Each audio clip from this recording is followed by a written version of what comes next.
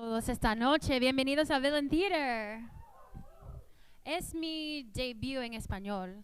Yo hablo inglés todo el día, toda la noche. Pero gracias a Dios estamos entre familias, solo nosotros 15, 12. Está perfecto para yo practicar mi español. Tengo un mensaje para todos para empezar. Estoy tan nerviosa, lo voy a leer. Pero yo crecí con mi abuela me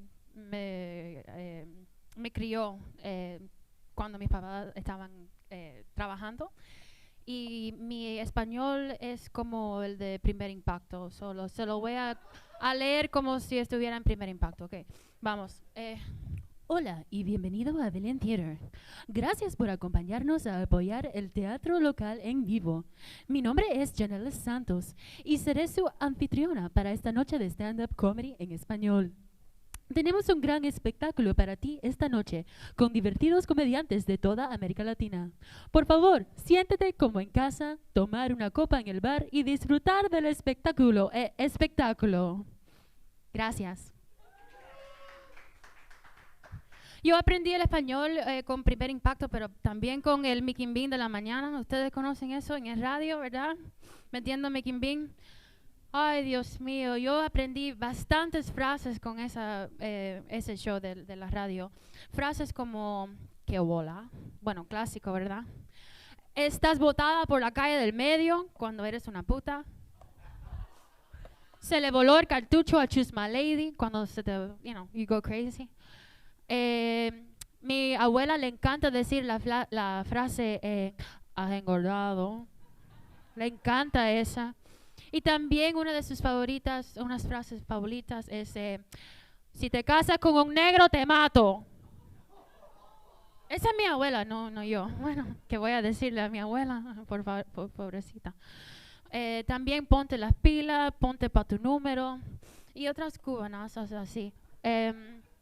Yo soy lo que se llama una sabuesera. ¿Ustedes conocen lo que es una sabuesera? ¿Qué es una sabuesera? Del subway de Miami, de Primera Calle y la 38. Y después me fui para Shenley Park y nunca voy a vivir en Coral Gables, pero por alrededor de Coral Gables. Yo soy extremadamente cubana, pero también extremadamente americanizada, y soy una lástima para toda mi familia. Pero hoy es mi debut en español y gracias a todos por ser tan con su paciencia. Gracias por su paciencia. Esta noche tenemos comediantes de toda Latinoamérica, como Guatemala, de Uruguay, tenemos el Chorugua, tenemos otra cubana que te va a gritar bastante. ¿Quién más? Otra más cubana que es sucia. Y la headliner también es una cubana, pero un poco arrepentida, vamos a ver. ¿Y quién más? Ah, y la mamá de Villain Theater, Mariela Medero, ¿verdad? Ella hace unas empanadas que están, como mi abuela dice, empingado.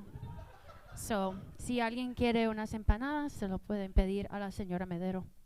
Pero vamos a empezar con un comediante que sí habla español muy, muy bien y no necesita notas. Por favor, aplauso para D'Amico.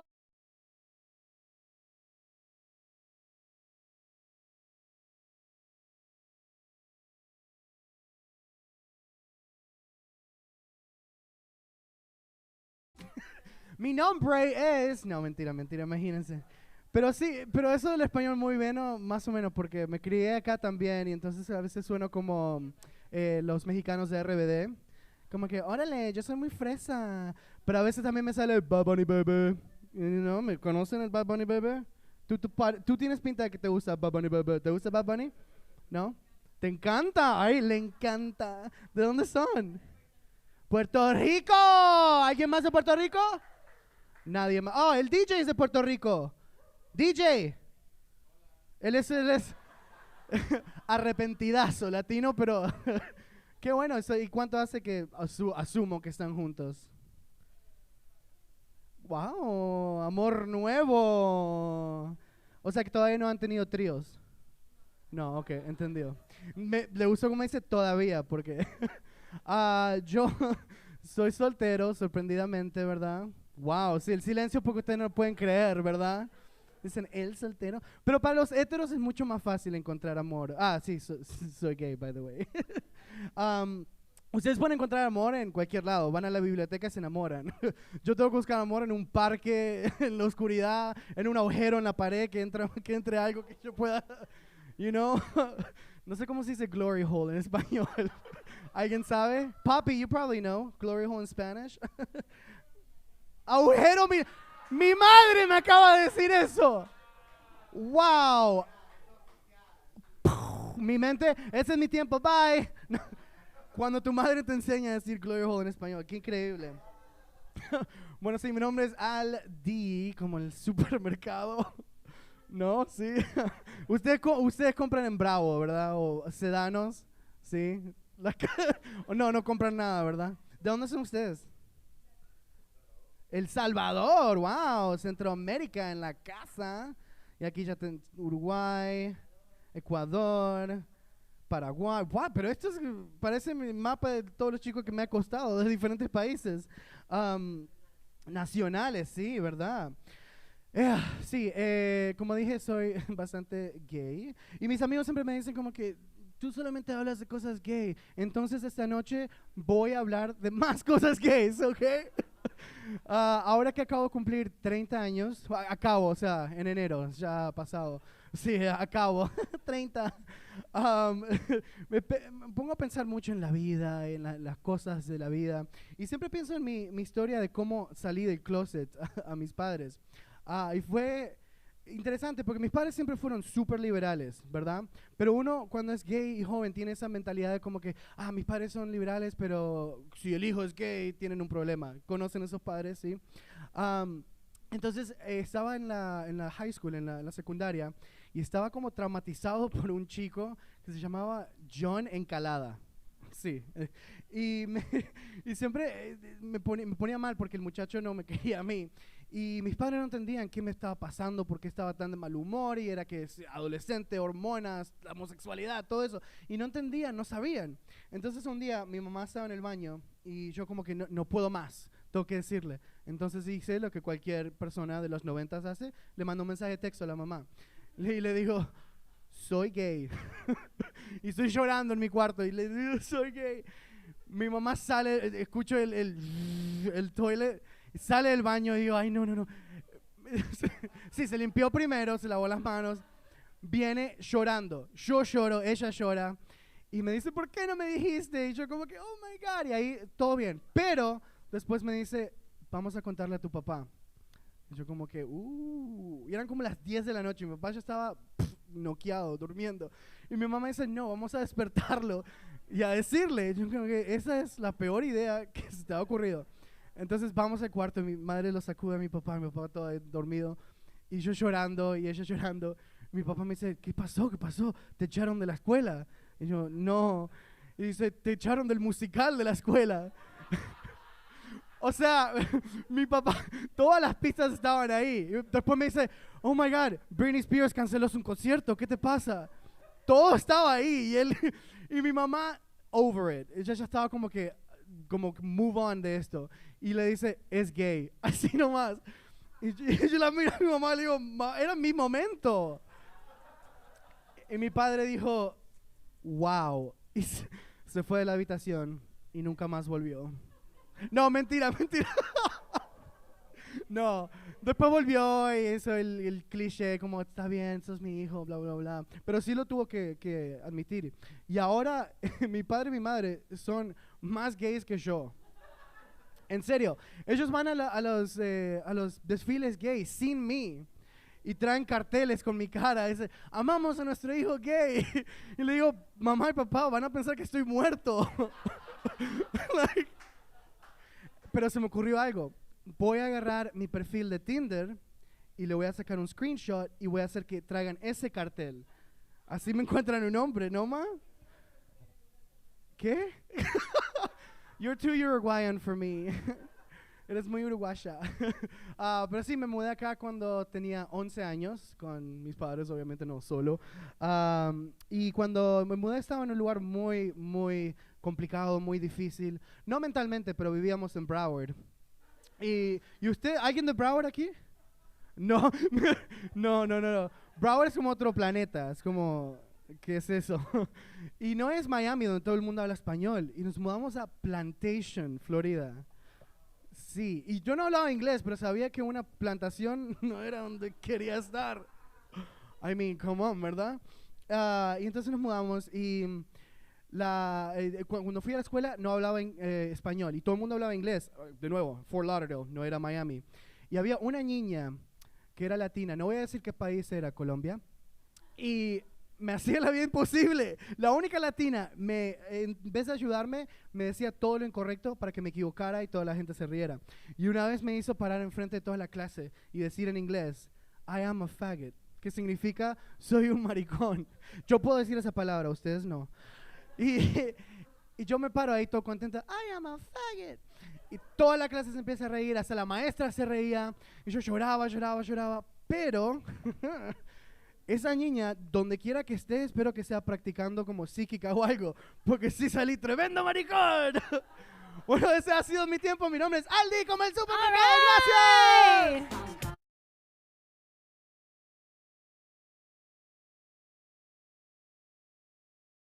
Cantar y tomar bastante. Tenemos un show llamado Aldioki, que es una noche de karaoke. Completamente gratis y puedes cantar y bailar y hacer lo que quieras, muchas drogas, lo que te encante. Ay, estoy tan nerviosa hablando español con ustedes. Yo soy, como dijeron, una lástima. Aunque yo siempre he vivido aquí. Yo nací en el Subway y voy a morir en el Subway. Pero... Y también yo fui a la escuela en elementary. Yo fui a prácticamente Versailles Elementary. Era una escuela de elementary a 2 cuadras de Versailles. Y mi papá me llevaba a Versailles todas las mañanas. Y para ordenar 2 croquetas de jamón y un pastelito de carne y un café, porque a los 5 años las niñas cubanas toman café. Desde los 5 años siempre he sido adicta a la cafeína y ahora a la cocaína. Bueno, seguimos. La próxima comediante es una señora que ha estado haciendo stand-up hace bastante años. Es una profesional. Vamos a darle un fuerte aplauso para Eli Rodriguez.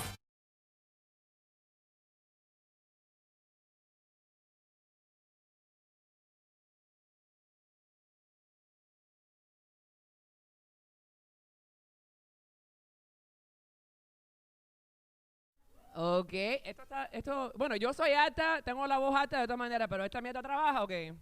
Bueno, mira qué bueno. Empingado, ahí vamos. Wow, mira esto. Bueno, señorita en primero. I'm sorry con excuse me. Ok.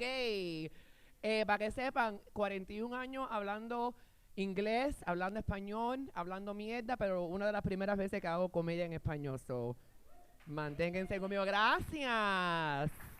Mira qué bueno, ok, ¿qué tal? Qué bueno. ¿Están templando? Bueno, todavía no hablamos de eso. Viste que me trabé las palabras en español, prepárense. Esa es la marihuana, pero bueno. No sé si entienden lo que dice mi camisa, que dice Chancleta Survivor. Este es un cuento, este es mi true story. Y esta camisa me la compró la que tiró la chancleta, para que... Esa hija puta no tiene pena. Y dice, dale, para tanta mierda, ponte la camisa y a hacer los chistes. Ay, Dios. Y entonces, bueno, aquí, creída cubana, soy cubana. Aquí, creída aquí en Miami, Cuba. La misma mierda ya, casi. Me crié aquí en Little Havana, pero en la calle 8, pero no como puta, en una casa. Para que no se me vayan a confundir. ¿Me entiendes? Oye, estoy súper orgullosa por estar aquí. de verdad que no sé lo que quiere decir la palabra orgullosa, pero creo que lo estoy usando propiamente. Yo soy bien orgullosa cuando estoy en el cuarto. Soy bien orgullosa cuando me la están metiendo. Ustedes saben. Yo creo que ustedes entienden. Y entonces, ¿qué tal? Comiendo popcorn. ¿Así se dice? Popcorn. Bueno, porque es que tú sabes lo que pasa, que en Cuba no hay popcorn. So, ellos no tienen una palabra para popcorn. Tienen que venir aquí a Miami y decirlo como los parceros, popcorn. ¿Está rico el popcorn? Tú ves que yo te puedo decir popcorn y ustedes saben, porque eso es un lenguaje propio. Ahí vamos, a ver qué más me iba a decir hoy. Bueno, para que sepan, he perdido 70 libras. Gracias. Durante una pandemia, ¿verdad? Bueno, la pandemia mía empezó en el 2015. Ya llevo tiempo ya tratando de bajar peso, caballero. 70 libras perdí como 2 personas. Entonces, ahí vamos. Lo bueno de eso es que ya no parezco como un lechón en una caja china. Ya lo que me queda son unas cuantas masitas de puerco nada más, ahí vamos. Coño, qué rico, tengo un hambre. De venga. La base mayor. Lo bueno también de perder tanto peso, es que ahora me estoy poniendo tangas otra vez. ¡Hueva! Sí. Ahora, para que sepan, porque el cuerpo no importa. Yo con 70 libras más también me ponía tanga. Pero lo que yo no sé dónde ellos fueron. Creo que se perdieron en la secadora con las medias y no sé, ahí vamos más o menos. ¿Qué más le puedo decir? De verdad que fumé demasiado y no me acuerdo lo que le ibas a decir. Porque, caballero, de verdad que la vida no es fácil. Bueno, no, para decirte, porque yo sé que están súper curiosos. Dicen, coño, Eli, ¿cómo bajaste todo este peso? Una dieta bien, bien estricta, que me parecen que algunas de ustedes lo han hecho también.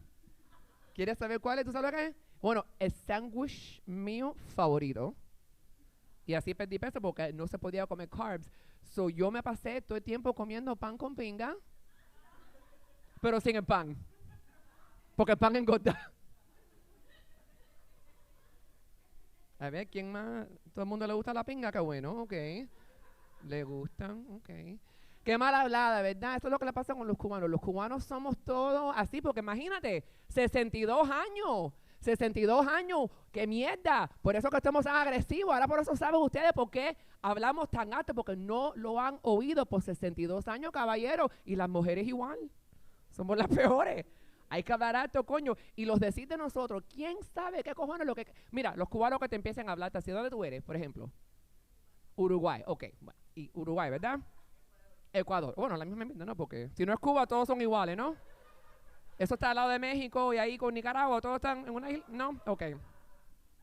So, por ejemplo, yo no sé si en Uruguay, porque los cubanos dicen a empezar la conversación, y entonces, ¿verdad? Y yo le hablo así a una persona que no es cubana y me dice, ¿qué le pasa a la comida mierda este? Y entonces, ¿y entonces qué? ¿Y entonces qué? Los favoritos míos son los decir en español que los hombres usaban para recoger a las mujeres, ¿verdad? Los pick-up lines. ¿Cómo se dice pick-up line en español? Pick-up line. ¿Cómo se dice? Piropos. Me gusta pick-up line mejor. Yo no sé qué. Piropos piropos suena como una enfermedad, hija. No sé cómo. Ay, tengo que ir al médico porque me cayó unos piropos de pinga. So, lo que pasó fue que yo tuve que bajar de peso porque, de verdad, caballero, que me pusía a caminar por las calles y ya llegó un tiempo a donde los construction workers ni me miraban. ¿Ok? A mí me gusta que cuando yo esté caminando por la calle que me miren como si fuera un pastelito viejo en Vicky Bakery. Eso es lo que me gusta a mí. Tú sabes, que me hablen así y me digan, oye, mami, tú con tantas curvas y yo sin freno. Pero como soy feminista y casada, yo le tengo que responder, pues mira, mi hermano, quítate el pie de la gasolina que te vas a chocar contra la pared, ¿ok? Porque en esta pared no. No, un chiste nuevo, qué bueno que le gustan. ¿Cuál es la otra que me gusta a mí? Si camina, ¿te han dicho? ¿A dónde tú eres? ¿Puertorriqueña? en Puerto Rico dicen esto, porque yo sé que los puertorriqueños cocinan divino. No pueden hablar en español, pero cocinan divino. ¿Ok? Mami, si camina como cocina, hasta la raspita me la como. Y le digo, ¿cómo le cómete el bollo de tu mamá? No me jodas. Es que hay que ser fuerte para que te dejen tranquila, tú sabes. Yo sé que ustedes dicen, coño, pero ¿qué le pasa a la tipa esta? Que parece que está un poco angry. ¿Cómo se dice angry en español? Enojada. Me gusta angry. De verdad que me gusta angry. ¿Tú sabes por qué estoy angry? Las combiné. Es un Spanglish word nuevo. ¿Qué pasó? Spanglish. Me gusta que esto se ha convertido como en un TED Talk. En Uruguay, en Puerto Rico, en Cuba también tiene TED Talk. Mira qué bueno. Yo pensé que en Cuba lo llaman los talks de José. No sé. Okay. Pero eso es lo que pasó. Mira, yo estoy un poquito angryjada. Porque estas manicuristas cubanas, de verdad que son unas equivocadas a putas estas. ¿Ok? Mira que a la gente le gusta burlarse de los chinos, que si se apura, pero las cubanas son las perras más grandes haciendo las uñas. No, tú sabes que yo puedo decir eso porque como cubana tengo que, ¿verdad? Tú has ido a una cubana perra, vamos a hablar de la hija puta esa. ¿Seguro que era la misma? Seguro que era la misma come mierda, porque mira lo que me pasó. Esto es terapia. Vamos a hablar, esto no es ni un chiste, esto es un cuento verdadero, que por eso que como yo soy chancleta survivor, a mí nada me puede tumbar. Pues mira, voy a hacerme las uñas el lunes, voy a un salón nuevo en Hialeah, súper orgullosa, ¿viste? Porque encontré bueno, bonito y barato, que es como nosotros lo gustamos, porque los chinos cobran demasiado y te dejan media uña sin pintar, ¿ok? No me jodas. No para hablar mierda, pero para decir la verdad, ¿ok? So voy al salón, estoy en Miami Lake, que es Hialeah con corbata. Así le dicen, a mí no me meten un tiro que yo nada más que estoy repitiendo la información. Bueno, cálmense que me tengo que ir y tengo que decirte el chiste. Pues mira, déjame te cuento. Voy al salón, estoy corriendo como 5 minutos tarde, que eso, para ser cubana, debería darme las gracias que no llegué 1 hora tarde. Come mierda. La llamé y le digo, oye, perdóname, me perdí, me bajan de novela, estoy como 5 minutos tarde. Y me dice la chiquita que trabaja adelante, que tiene como 5 años, la muy come mierda, me dice, ay, ok, no problem, no worries, no rush, no te apures. Yo digo, tranquila, perfecto. Llego, todavía apurada porque no me gusta llegar tarde, pero entro al salón, como llegué 8 minutos tarde. Ok, la muchacha de lo más, ay, como perro por su casa, ay, mira el salón nuevo, qué lindo, enseñándome. Yo digo, coño, de verdad que no están apurados. Mira, muchacho. Sale la perra con su máscara que por los ojos vi que me estaba matando por llegar tarde. Yo le dije, ay Dios, esto ya empezó mal. Porque así son las cubanas, no te lo van a decir, pero te van a dar unas miradas. Y después lo que van a hacer es que te van a cortar un dedo. Y a mí no me van a cortar ningún dedo. ¿Ok? En primero la perra me da esos ojos y yo digo, ay Dios mío, aquí se jodió la cosa. Bueno. Y te voy a enseñar mis manos. Ahora están pintaditas, ¿verdad? Que parecen como little construction worker hands. A mí no me importa. Por eso estuve ahí, para que me lo arreglara la muy come mierda. Caminamos atrás al cuartico, ok, donde ella trabaja, que estaba en un cuartico solita con otra perra y su clienta. Y me dice, siéntate que voy a buscar el agua. Me dice, ¿tienes pinturita en las manos, mamita? Venga.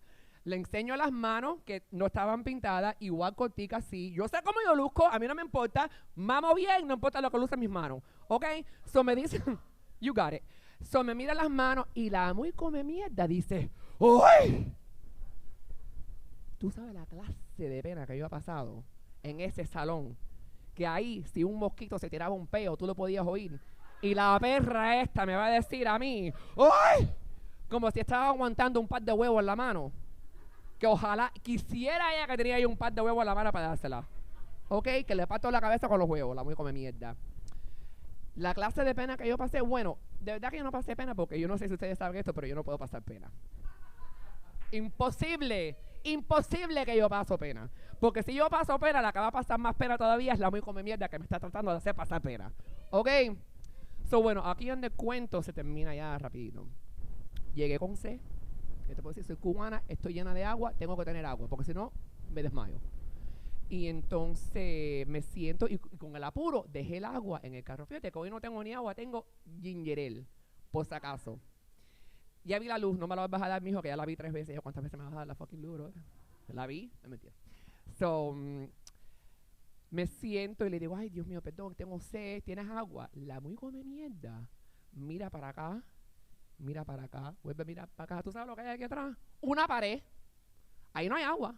Ahí no hay refrigerador. So, únicamente que iba a aparecerse un waterfall. La muy perra miró a la pared y me dijo, ay, tú tienes agua. A la tipa que se le senta al lado, ¿tienes agua? Ay, mami, perdón, no hay agua. Y yo dije, bueno, yo voy a coger mi agua porque yo con sed no me voy a quedar. Esta tipa no me conoce a mí.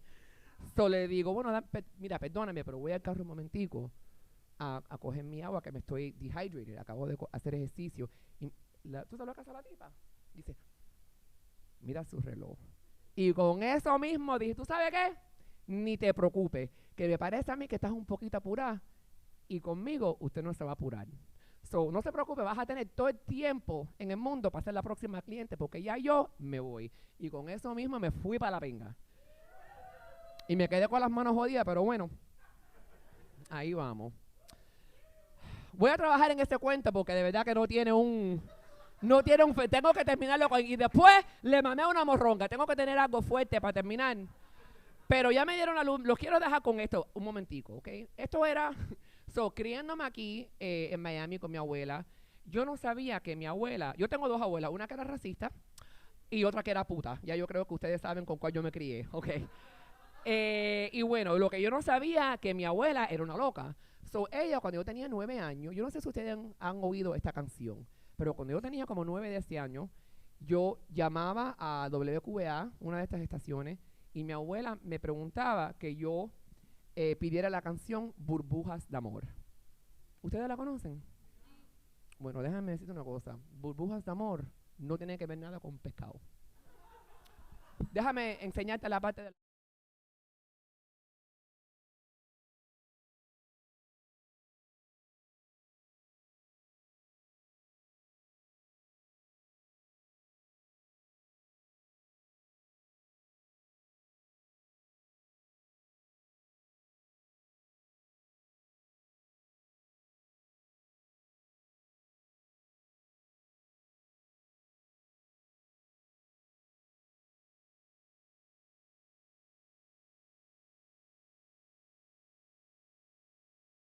Cagué el chiste porque estaba supuesto a empezarlo más temprano, pero yo pensaba que a mi abuelita le gustaban los pescados y los tanques y mi abuela lo que querían era que le mamaran el pollo. Okay.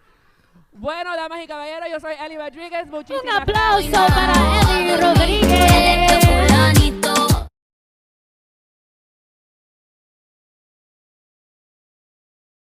No. Mi papá llegó por el Mariel en el 1980. ¿Algunos Marielitas aquí?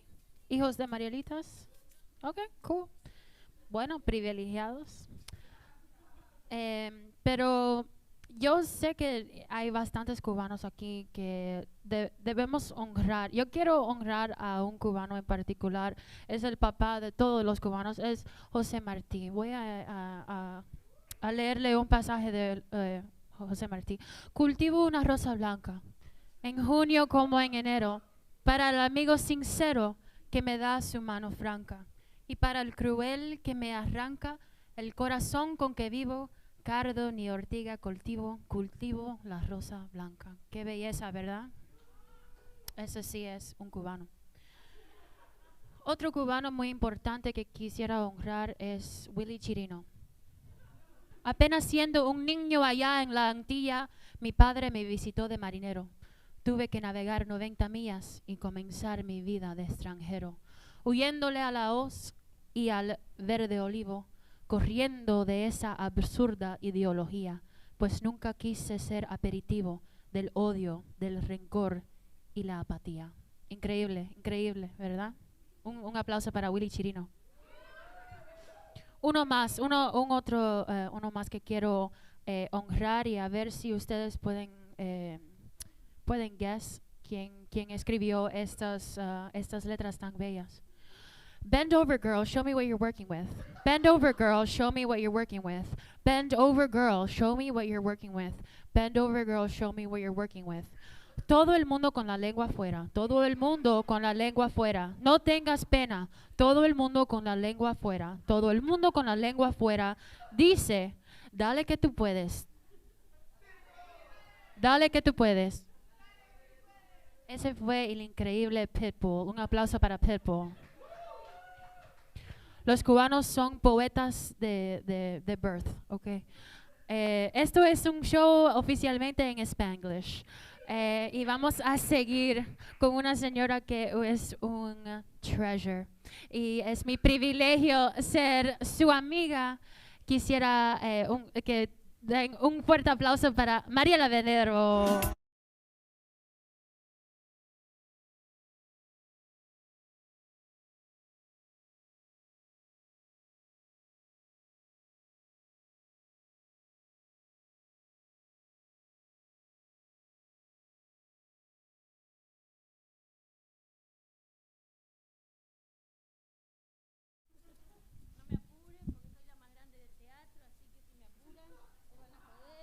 No me prendan muchas luces porque... Mira esto primero, ya me olvidé cómo se usa condón. 38 años con la misma persona, creo que nunca usé. Bueno, sí. Soy la mamá de este hermoso ejemplar que está acá. O sea, tengo un chiste, ¿no? Porque él dice que es Aldi, like de supermarket. Yo soy la madre, tengo más categoría. No soy Aldi, yo no soy Bravo ni nada. De Publix para arriba, Fresh Market, pero... Ok. Y le voy a contestar algo que él estaba diciendo, ¿no? Que sí es gay. Nada, cuando él dice que nosotros nos encanta ir a las marchas y todo, yo me acuerdo, ahora me vino a la mente cuando él estaba contando que salió del closet. Nunca estuvo en un closet, eso en realidad. Él deliraba, ¿no? Uno lo dejó ir hasta que él salió. No, un día, yo me acuerdo cuando él, la verdad, nunca nos ocultamos, ni mi marido ni yo. Perdimos a muchos amigos en el camino, gracias, Dios mío. Porque enseguida le dijimos a todo el mundo, nuestro hijo es gay. Si te gusta y lo vas a querer, bienvenido a nuestra familia. Si no te gusta, push, para afuera. Y me acuerdo que había gente que me miraba así como diciendo, pobrecita, va a sufrir mucho en la vida con su hijo. Y les voy a decir algo, gente. Si tienen un hijo gay, se van a divertir en grande. Porque yo o no, chicas. Karaoke, party, no sé, desfile, pride, lo que sea, fiesta en casa, la pasamos genial. Así que a las biches que andan por ahí me miraban con cara de lástima, fuck you. Sigan con sus hijos encerrados y sin salir de los closets. Bueno, voy a empezar ahora es about me, about yo. Le voy a decir un piropo a Eli, que estaba ahí diciendo los piropos cubanos. Le voy a decir un piropo a la uruguaya. Como saben, en Uruguay y en Argentina comemos carne, es lo único que se come. Si son vegetarianos, no vayan porque no les recomiendo. En Uruguay ibas caminando, ¿no?, por la calle. Cuando yo era joven, ahora con esta edad, no me dice piropo ni los perros. Ibas caminando por la calle y te dicen, ¿cómo quisiera hacer papa frita para acompañar ese lomo? ¿Qué tal, ¿Qué tal? Un aplauso a los uruguayos. ¿Qué se creen ustedes? ¿Que en Uruguay no se dice piropos? Todos acerca de la carne, ¿no? Qué bueno está ese pulpón. Cosas así. Ok. Los que ya me conocen, yo empecé a hacer stand-up de atrevida que soy, y por culpa de él y de otros que andan por ahí atrás también, que me hicieron para arriba del escenario. Y bueno, yo como mandada que soy, empecé a ir a probar suerte. Siempre hago un stand-up que es acerca de la vagina. No se asusten porque no soy tan degenerada ni cosas tan sucias, no, tengo vergüenza todavía. Contaba una historia de cuando yo vine, una historia graciosa, de que muchos queridos hermanos latinoamericanos me hacían debutar con palabras que yo en mi país significaban otra cosa. Pero hoy no voy a hacer el estándar la vagina, porque resulta que mi vagina, el día 1 de septiembre, para los entendidos, se enojó mucho, mal. Pero mal que hasta el médico tuve que ir. No sé, ¿saben qué pasó el 1 de septiembre? No saben. ¿En serio? ¿Nadie sabe? Tú sabes qué pasó el 1 de septiembre. El 1 de septiembre, los queridos legisladores de Texas se les ocurrió aprobar una ley para que nosotras no abortemos si queremos abortar. Y yo, primero que soy feminista a morir, y segundo que defiendo a todas las vaginas. Entonces, no sé, se me enfermó, se puso loca la tipa, se fuimos al médico. Sí, porque mira, antes del 1 de septiembre mi vagina era toda con flores, colorida, tápate los ojos, los oídos, no importa. El 1 de septiembre quedó así, para abajo. Y ahora, porque desperté y dije, no, ¿por qué van a decir lo que yo voy a hacer con mi cuerpo? No, ahora mi vagina está así. Así que Texas, en esta no mandan ustedes. Bueno, listo. Les cuento que cuando yo era chica, ustedes me ven que yo hablo mucho y todo, pero de chica, a pesar de haber nacido en una familia muy grande, éramos 8 hermanos, mi papá y mi mamá, en el medio del campo. Por eso mi mamá y mi papá tenían tantos hijos. No había televisión, o sea, mucho menos internet ni nada de eso. Cuando nos mudamos del campo a la ciudad, encontré a mi mejor amigo. Sí. Es de esos amigos que uno sueña tener porque te escuchan, no te pelean, no te llevan la contra. Era un mudo, el tipo era mudo. Sí, literalmente. Mi mejor amigo era un árbol. Sí, era un árbol, se lo juro, no es inventado esto. Había un árbol divino en el frente de mi casa, yo hablaba con el árbol. Le contaba todo lo que me pasaba. Y no piensen, no me mira nada, tenía 8 años, no, tenía creo que 14 o 15 años y seguía hablando con el árbol. Pero, como todo lo lindo termina en esta vida, los queridos vecinos llamaron a mi papá y le dijeron, don Medero, su hija, la más chica, tiene problemas, llévela a un psiquiatra. Habla con el árbol, pasamos y, ay, ¿sabés lo que me pasó hoy en el liceo? Ah, porque fulanito no me mira, porque... No, usted tiene que hablar con su hija, haga algo porque queda horrible, todos los vecinos estamos preocupados por ella. Y mi papá, rápido, él cortó el problema de raíz. Sí, cortó el árbol. Porque la terapia le salía más cara, obviamente. Así que ahí se terminó mi amistad. Lo cortó así. Pobrecito mi padre. Pobrecito el árbol también. El otro día, bueno, que no me sentía bien. Eso es verdad, no me sentía bien. No fue, la excusa de la vagina fue para hacerle más panorama. Me dediqué a mirar televisión, cosa que no hago mucho porque es muy difícil. Yo tengo que estar grave para estar en la cama mirando tele o no. Ok, o me atan, no sé. Y empecé a mirar una nueva serie de Maricondo. ¿Saben quién es Maricondo? A ver, ¿quién es? La que limpia, organiza. ¿Cómo alguien tan chiquitito, no? Porque es chiquitita, o sea, no tengo nada que ver con ella, ¿no? Tiene esa capacidad de meter todas las cosas en cajitas. Entonces yo empecé, digo, voy a decir algo bien uruguayo, la puta madre, no es que la madre sea una puta, es como decimos nosotros, ¿no? O sea, la puta madre, ¿cómo puede ser que yo con la edad que tengo, no les voy a decir mi edad, si quieren calcular, él tiene 30, bueno, súmenle 15 tenía yo cuando te tuve, 45 está bien.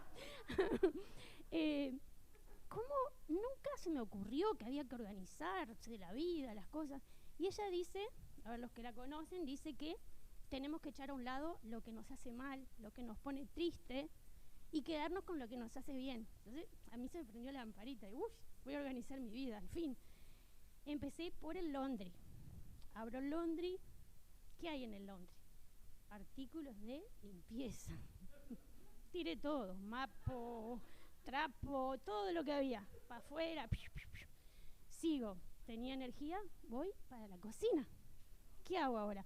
Ya le dijeron que hago empanadas, pero no estoy cocinando porque tiré todo. Porque me cansé de cocinar, llevo muchos años cocinando. Los uruguayos, los argentinos, casi todos los latinos, tenemos esa maldita costumbre de cocinar. ¿Por qué? Si hay restaurante, hay McDonald's, vayan y coman afuera. O sea, no hay nada en el laundry, no hay nada en la cocina, vayan sumando. Digo, ¿a dónde voy ahora? A mi closet. Abrí el closet y ahí estaba el problema grande. Empecé a sacar la ropa. Y esta ropa no me gusta, la tiro. Ella decía que hay que olerlo, yo oliendo la ropa. Algunas estaban limpias, otras no las había lavado, pero las había mezclado y bueno. Resulta que la pila esta creció. ¿Cuánto me falta? ¿No me prendió la luz? No.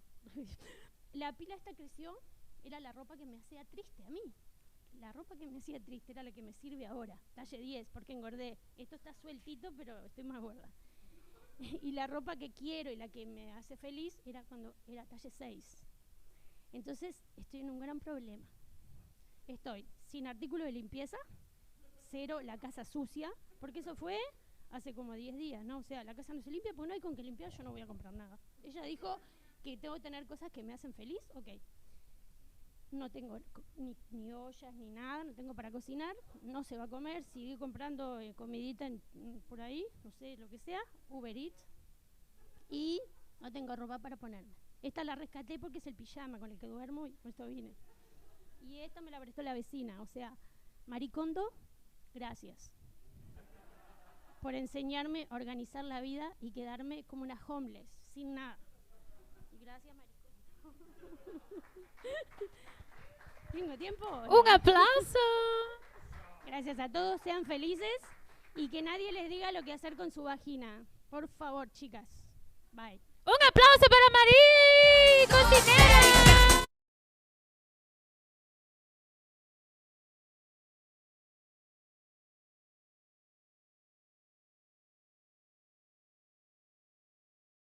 ¿Tomando?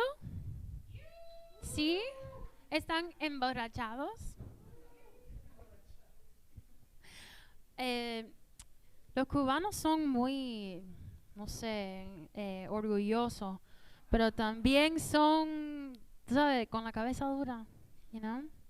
Mi papá le encanta decir, yo no creo en nadie. Y por eso tiene diabetes, tiene gout, porque no va al doctor. Mis abuelos llegaron en los 60. Han estado en los Estados Unidos más tiempo que vivieron en Cuba y no hablan ni una palabra de inglés. Porque ellos no creen en nadie, ¿verdad? Los únicos nombres que sí lo pueden decir perfectamente en inglés es Johnny Walker, Blue Label, Tito's, Heineken. It's German, like you can say that perfectly. Increíble. Pero si quieren ser como los cubanos y ser alcohólicos, pueden pedir tragos con el QR code que están en las mesas y seguir apoyando al teatro local, tu favorito teatro local. Mi papá va a poner yo no creo en nadie en su lápida sepulcral, me lo pidió. Pero vamos a seguir. Esta próxima comediante fue traumatizada de la misma manera que yo fui traumatizada. Vamos a darle un fuerte aplauso a Priscilla Blanco.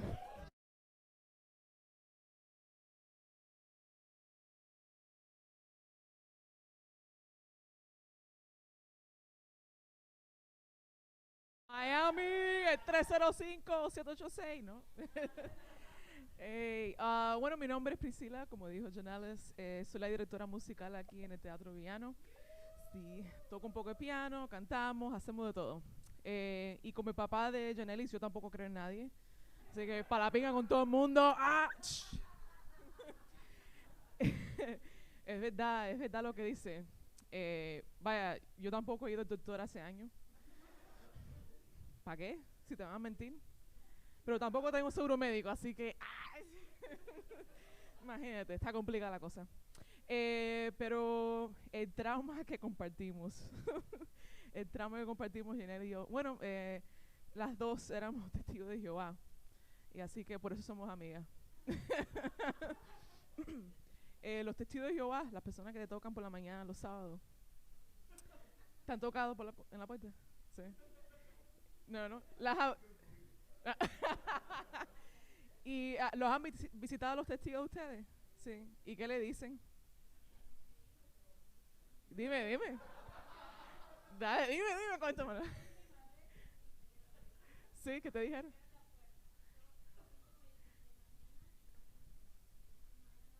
Uf. Pero, ¿te tocaron así o así? Ah.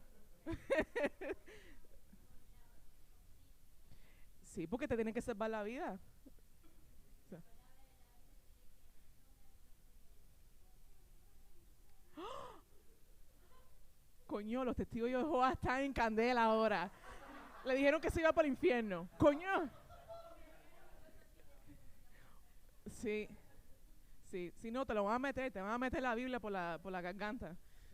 Porque si no hablas con ellos, entonces estás fastidiado. Eso te echan un mal de ojos así. Hace falta agua bendita para que se lo eches arriba de ellos. No, pero yo creciendo como testigo, mis mañanas por los sábados por la mañana es muy diferente para mí, como pequeña.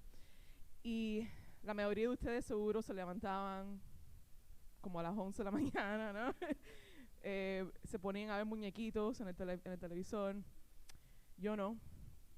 No, a mí me levantaban tempranito, me ponía una saya, me iba para afuera en el calor de pinga que hay afuera en Miami, en el verano, y mis muslos, porque tú sabes que soy cubana, como muchos frijoles, tengo muslos gruesos, me gustan mis muslos, pero no en el calor. Cuando estoy caminando y se me rozan y se me siguen rozando, Dios mío. Yo antes, yo no rezaba.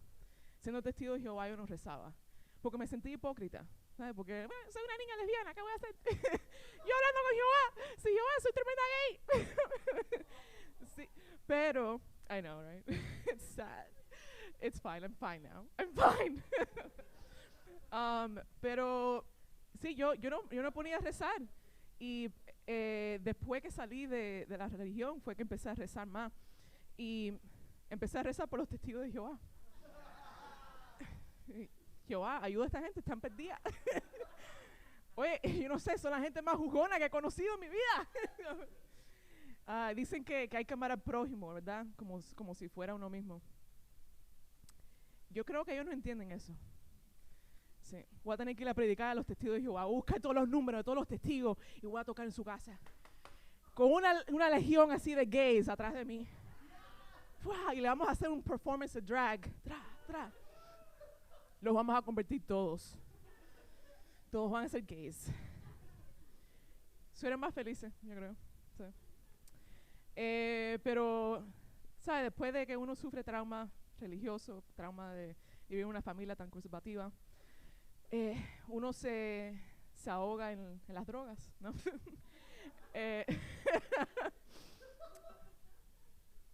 No, a mí las drogas, eso me encantan. Sí. Pero también soy maestra.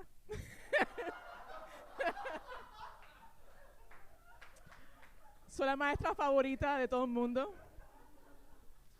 Sí. Pero no, las drogas yo creo que es algo que sinceramente le abre la mente a las personas. Especialmente la marihuana, me encanta. Él y ya ahorita vamos a estar compartiendo un poco de marihuana. Vamos a estar allá afuera, nos encuentran. Pero la marihuana yo creo que en realidad como que saca todo la rabia que uno tiene adentro, ¿verdad? Nada más que inhalas un poco, para afuera sale la rabia. Un poco más. A los cubanos les hace falta como 4 joints. Porque tenemos rabia ahí de los 60 años, el comunismo, el come mierda, Fidel Castro. Ay, ¿qué pasó? Ay, Jehová.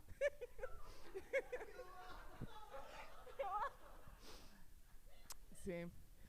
Sí, ¿sabes que mi familia siendo testigo de Jehová, ellos son neutralmente políticos, políticamente neutrales, perdón. Y son la marihuana, por favor. Y yo crecí, ¿sabes? Nada más sabiendo de que en Cuba Fidel Castro era una persona mala. Pero nunca se pusieron a hablar con detalle de lo que estaba pasando políticamente, porque ellos, no, nosotros no nos metemos en eso, porque el único reino que va a salvar aquí es el reino de Dios. And I'm like, mientras tanto nos rejodemos todo. Eso es masoquismo. No entiendo. Pero después que crecí, me salí de la religión, fue cuando empecé a entender más lo que estaba pasando políticamente en Cuba. Y me puse a pensar, coño, mi familia, ellos poquito a poco han hablado de esto, pero si no fueran testigos, fueran tremendos demócratas. pero no lo quieren admitir. No lo quieren admitir. Y se portan como unos republicanos, porque son muy conservativos, pero mentalmente yo sé que son demócratas. El otro día mi hermana me dice, oye, tú sabes que la Watchtower es la organización que imprime todas las Biblias y todas las revistas que los testigos de Jehová usan. Dice, la Watchtower dijo algo de que el CBD es bueno.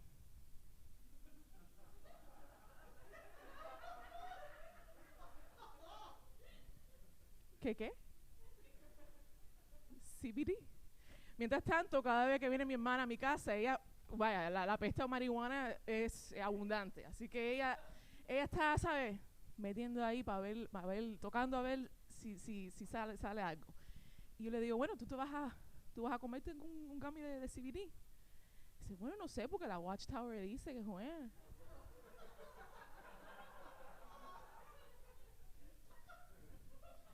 Yo creo que también la Watchtower dijo que THC también es bueno. No sé. El día que yo pueda fumar con mi hermana, prepárense. Ahí es donde va a venir el Armagedón de verdad. Nos vamos a rejoder todos y después paraíso viene, ¿no? Pero bueno, en mi familia también comemos mucho. Y la comida es algo esencial para mi familia. Pero para los cubanos en general, yo creo. Porque siempre dicen, en Cuba no había esto. En Cuba lo que nos comíamos era bistec de frazada. Y los cubanos son tremendos exagerados. Por eso yo siempre estoy como que no puede ser mi primo. Sí, de verdad, prima, si yo me comí un bistec de frazada, hay tanta hambre, prima. Y este me está inventando. Pero por el trauma ese que tienen con la comida, mi mamá siempre cocinaba para todo el mundo. Y ella siempre decía, no, yo tengo que cocinar todo natural. ¿Ok? Todo natural. Eso, los polvitos y eso no es comida. ¿Ok? Y tiene verdad, eso es verdad, porque cuando te comes los polvitos eso, te acaban con el estómago. Tienen una pila de químicos. So ella se ponía a cocinar y picaba todo. Y el ingrediente más importante, el ajo. Le ponemos ajo a todo. Ajo en el frijol, ajo en el arroz. Si tienes colesterol alto, te metes un ajo. Si tienes diarrea, métete un ajo por el ano. El ajo es para todo. Todo. Soy adicta al ajo. Puedo estar comiéndome una ensalada y tengo que echarle ajo. Dios mío, me estoy fumando un cigarrillo, tengo que echarle ajo. No me da igual. O sea, doesn't hit the same. Yeah. Pero un día, tengo familia que, aunque son testigos, también son tremendos hipócritas. Porque le gusta hacer Medicare and Medicaid fraude de Medicaid y Medicare. Y yo cojo y le digo, bueno, coño, eso está de pinga, porque leen la Biblia, me dicen que no puedo ser lesbiana, me dicen que no puedo masturbarme, me dicen que no puedo fumar, me dicen que no puedo robar, y aquí están estos come mierda causando fraude. Pero bueno, son la familia, los visitábamos en la cárcel. A mi tío, para predicarle, claro. Fuimos a visitar a un tío mío, que él estaba en Jacksonville, y mi mamá le dio un patatún, porque dice, no, Jesús no puede estar en la cárcel. Claro que su nombre es Jesús. Y bueno, vamos por la I-95, yendo rumbo norte, pasamos por un bakery, recogemos unos cuantos snacks, seguimos, llegamos al hotel, y esa mañana que vamos a visitar a mi tío, mi mamá se sienta en su butaca, porque todas las madres cubanas tienen una butaca, y si te sientas en la butaca te vas a rejoder. Pero bueno, mi mamá se sienta y me dice, Priscila, ven acá. ¡Uya! Tira una teta para atrás. ¡Uya! Tira la otra teta para atrás. Y dice, tráeme la caja de pastelito. Méteme un pastelito aquí. Méteme la croqueta aquí. Dale, una empanada aquí. Cualquier rosca que estaba en el cuerpo de mi mamá, le metíamos comida. Trauma cubano. Fuimos para la cárcel. Mi mamá sorprendida de que los guardias no, ¿sabes? Pudieron oler la croqueta. No se dieron cuenta, mira para eso. It's real, bitch. It's real. It's so motherfucking real. I can't even tell you.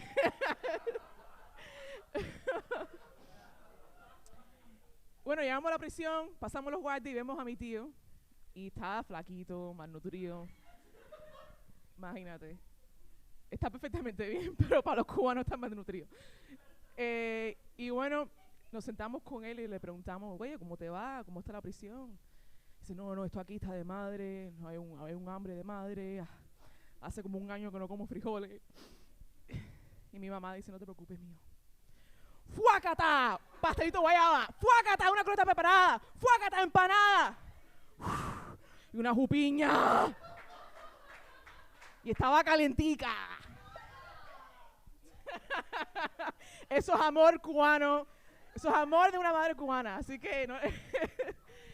Pero, imagínate, aunque sea mi tío pudo comer, mi mamá hizo algo ilegal, es testigo de Jehová, pero con la familia no importa. Con la familia rompemos todas las reglas. Bueno, ese es mi tiempo. Tengan buenas noches. Un aplauso para...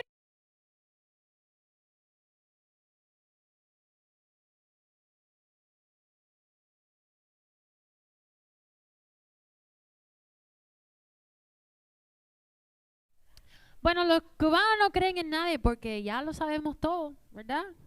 Yo tengo un tío que es abogado, doctor, astronauta, piloto, manejador de trucks. Lo sabe todo. Mi abuela, yo le puedo decir cualquier cosa. Le digo, ay mami, tú sabes, me duele el tobillo. ¿Dormiste con el pelo mojado? Tú sigues con ese pelo mojado. Mami, no es eso, no es eso. Ah, bueno, saliste por la noche. Porque ese aire de la noche es mortal. Mortal, niña. A ti te encanta estar botada por la calle de en medio. Ah, la frase. Le zumba el mango. Bueno, vamos a seguir con los comediantes. Are you having a good time so far? You speak English too? Jess? Speak English, Jess? See? Okay, let's keep going, all right? Let's keep going with the next comedian. Imagine if I talk like that. Hello, how are you? Esos son mis primos de Kendall. Hi, how are you? Mwah. Hi, how are you? Mwah. Hi, how are you? Mwah. Hi, how are you? Mwah. Y los perros están afuera.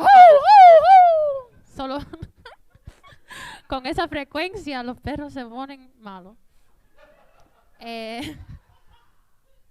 Vamos a seguir con la princesa de Guatemala. Un fuerte aplauso para Tarek Turjuman.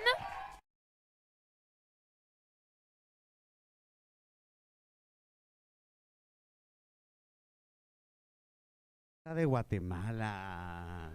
No se imaginaban que era yo, ¿verdad? Tan linda. Un poco gordita, pero linda. Yo soy Tarek, yo soy el turco de este teatro. Alguien tiene que hacer las cuentas.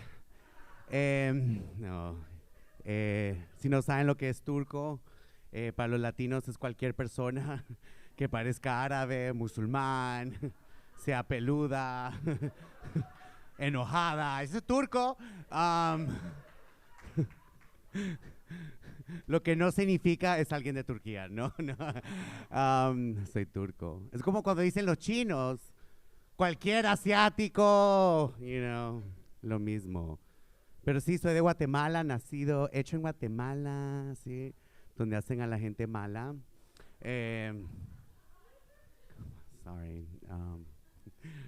Así me dicen los gringos. ¿Por qué tiene? Why does it have mala in the name?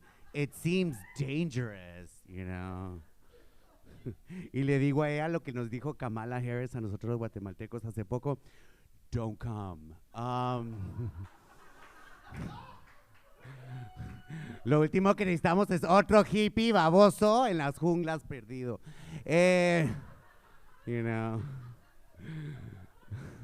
Sí. Claro. Y también le digo a Kamala Harris cuando nos dijo, don't come, no vengan.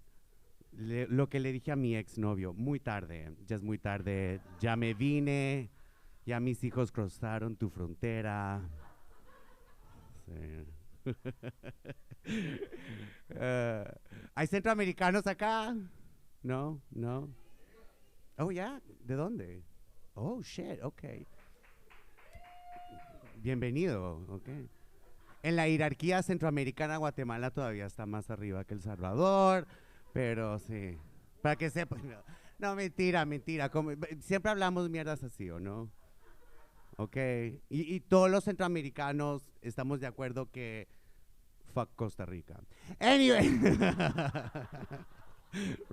¿Verdad que sí? ¿Verdad que sí? Fuck those gringos. That place is boring. Okay. Nosotros tenemos maras. Okay.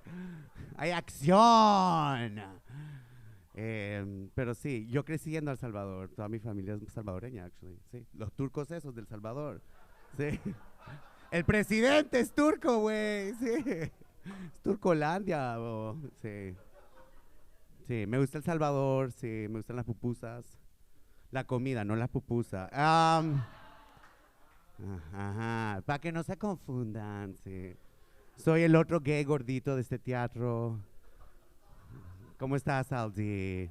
Te quiero mucho, hermana, te quiero mucho. Sí, sí. Somos osos, somos los gays que nos vestimos como lesbianas.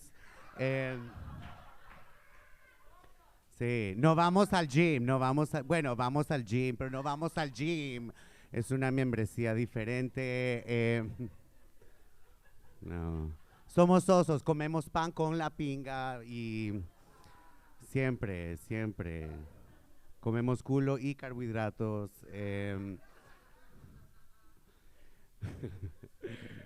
Qué risa. Cuando salí del closet, mi mamá, mis papás estaban muy traumados. Entonces me traumaron a mí, especialmente con la comida. Lo peor en mi casa era ser gordo. ¿Ok? Lo peor en mi casa era ser gordo. Todavía lo es, soy una decepción. O sea, además de que soy un comediante gay. Pero si fuera delgado les fascinaría, me apoyarían. Right? No, pero siempre, cuando salí del closet, yo, mamá, soy gay, no es posible. Y yo, ¿por qué? Claro que soy gay. No, no, no, usted está muy gordo para ser gay.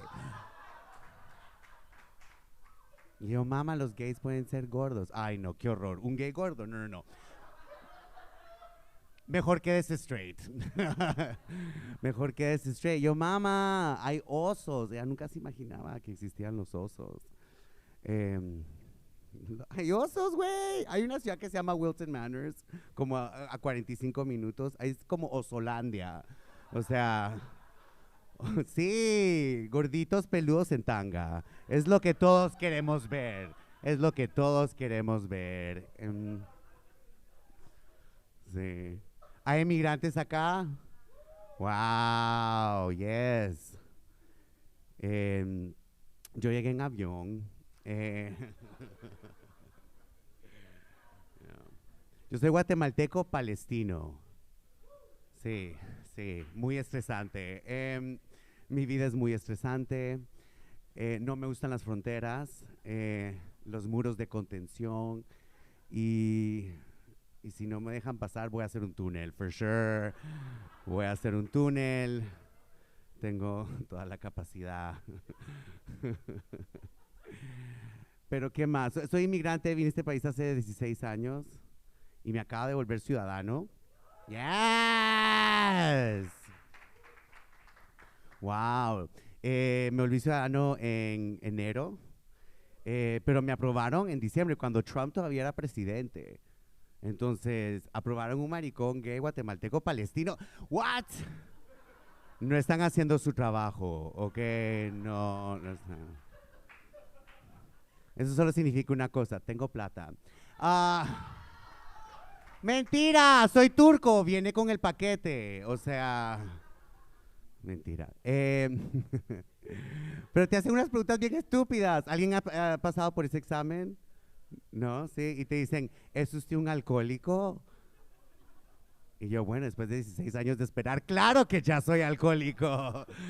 Sí, también soy prediabético. Soy americano, apruébeme. Sí, es una estupidez. No, y después en enero pasó lo de lo de Congreso.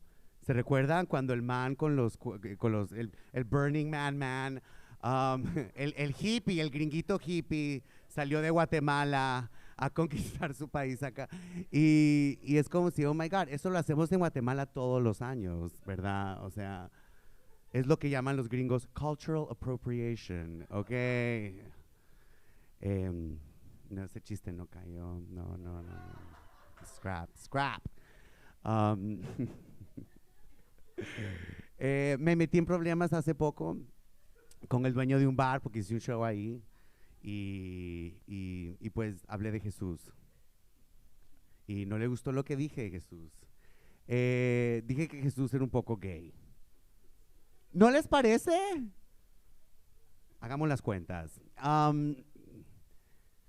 12 amigos que se parecen a ti, todos se llaman igual y van a todos lugares juntos. Carpintería. Mejor amigo de la puta del pueblo. You know. Caftans y sandalias, como si fuera Míconos. No sé. Bueno, ese fue el chiste. Y el dueño gay de un bar gay en la ciudad gay de Osos, Wilson Manors, me dijo que ese chiste no estaba aprobado. Y yo, ay, señor. O sea, vi una persona hacer una niña de coca de una pinga en el baño, pero mi chiste de Jesús fue un poco muy fuerte para él. Mi español es raro, es español de aeropuerto. ¿Saben qué es eso? Con quien esté y donde esté. Ahorita estoy hablando como de todo y de un poco de todo. ¿Verdad que sí? ¿Les gusta? ¿No? ¿No? ¿Entienden? Bueno, sí, soy tramado de gordo. Siempre fui gordito, pero bonito, you know. Pero la gordura te sigue, toda tu vida te sigue, you know. No importa cuánto, you know, dinero hagas, a dónde viajes, you know. Ay, hice el viaje de mi vida, la foto. Ay, estaba gordísima. No puedo postear este trip a South Africa. No. Como si nunca fui, you know. No, qué horror. Sí, no tengo ni una foto en playa. No, jamás. Es lo peor. Pero sí, crecí siempre a dieta. Estoy a dieta ahora. Sí, llevo 3 días nítidos, ¿ok? Y es tan difícil porque fumo mucha marihuana. Ya se me olvidó cuántos. Ok, no, bueno. Wow, tú estás haciendo la dieta mejor que yo. Wow, gracias por el apoyo, ¿ok? Ahora tengo ganas de comer más, ¿ok? Gracias, me dio más hambre, ¿ok? ¿Dónde están tus empanadas low carb? ¿No? Con almond flour. No sé. Voy a poner keto. Solo voy a comer la pinga, ya no más pan. Right, Eli Rodriguez? No. Bueno, yo siento que si yo fuera delgado, yo pudiera hacer más cosas, pudiera ser mejor. Ese te hace los traumas pensar, you know. Pudiera solucionar todos mis problemas, o sea, you know what I mean? Claro, todos los problemas más importantes de mi vida, o sea, si yo tuviera 10 libras de menos, pudiera liberar a todos los niños enjaulados de Guatemala en la frontera, right? Si yo tuviera 10 libras de menos, right? Si tuviera 25 libras de menos, puta, yo creo que libero a Palestina. ¡Oh, my God! Sí, you know. Y si bajara como 50 libras, si me pongo bien papiadito. Es una palabra centroamericana, ¿no? ¿Tú lo dices o sí? No. Yo pudiera liberar a Brittany Spears. Que es el problema gay más urgente. O sea, no las muertes trans. No, Brittany Spears. ¿Verdad? ¿No crees? You know. Pobrecita, ojalá yo baje de peso para que se le cumpla no le puedo prometer nada. Ojalá no dependa de mí. Ojalá no dependa de mí. Bueno, ya me siento muy americano, ya me americanicé mucho. El otro día me di cuenta porque estaba en mi carro y fui al drive-thru de Starbucks. Entonces llegué al intercom y la señorita me dice, ay, por favor, parquéese y baje, no está sirviendo el drive-thru. Y lo primero que pensé fue, yo no vine a este país a caminar.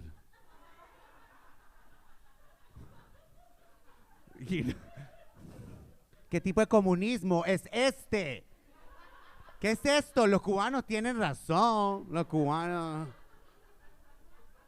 ¿Qué dicen los cubanos? Where my Cubans at? ¡Woo! Eso cubano. Ay, los cubanos. Yo he probado mucho comida cubana. No. Se me salió bien. Tenido muchas aventuras cubanas. Algo chistoso que me pasó es que una vez tuve sexo. Una vez tuve sexo con un cubano y estábamos ahí en la cama después del sexo y me dice, hey, ¿tú quieres un brazo gitano? Y yo dije, ay no, yo no puedo hacer fisting ahorita. El fisting. Y yo dije, no. Yo no puedo. Y se fue. Y dije, ay no, ¿qué va a traer? Trajo postre. Es un postre. Era un postre. Bueno, muchísimas gracias por tenerme. Yo me amo Tarek. Un aplauso para Tarek Turjuman. Medias negras La y princesa de minifalda de Guatemala. cuero marrón. Que es a la cita.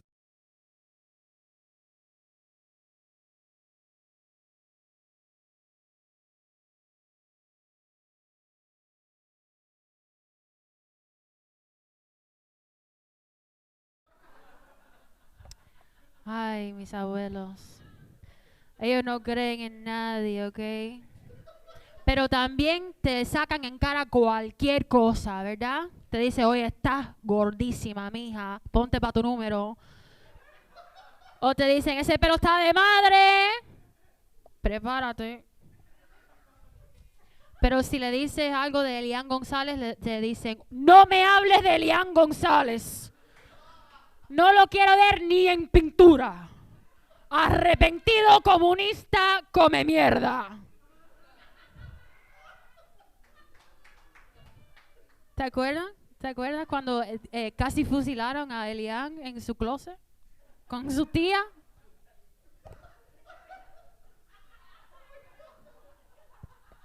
Iconic. Ok. Ay, ese trauma cubano es diferente. Bueno, todo el mundo en Cuba está traumatizado y queremos que Cuba esté liberado. Eso es Cuba. Un fuerte aplauso para Cuba, por favor. Pobrecito mi cubano. Pues tú sabes que mi prima se casó con un tipo, yo creo que es un comunista, pero tú sabes, como un espía, y él no se lo dice a nadie. Pero esa mujer nació en Miami y a los 42 años se mudó a Cuba con su niña de 13 años para vivir en un farm. Eso es comunismo, gente.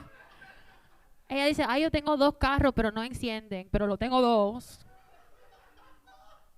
Ay, porque aquí no se tiene que trabajar para nada, pero no tienes nada, mija, ni internet para llamarme.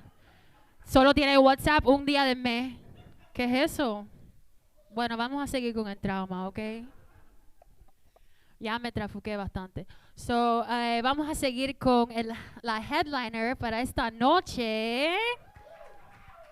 Nació en Miami, se arrepintió, se fue para Nueva York con todos los gringos y ahora vino a Miami a hacer salsosa con todos los hombres, ¿ok? Un fuerte aplauso para Irene Morales.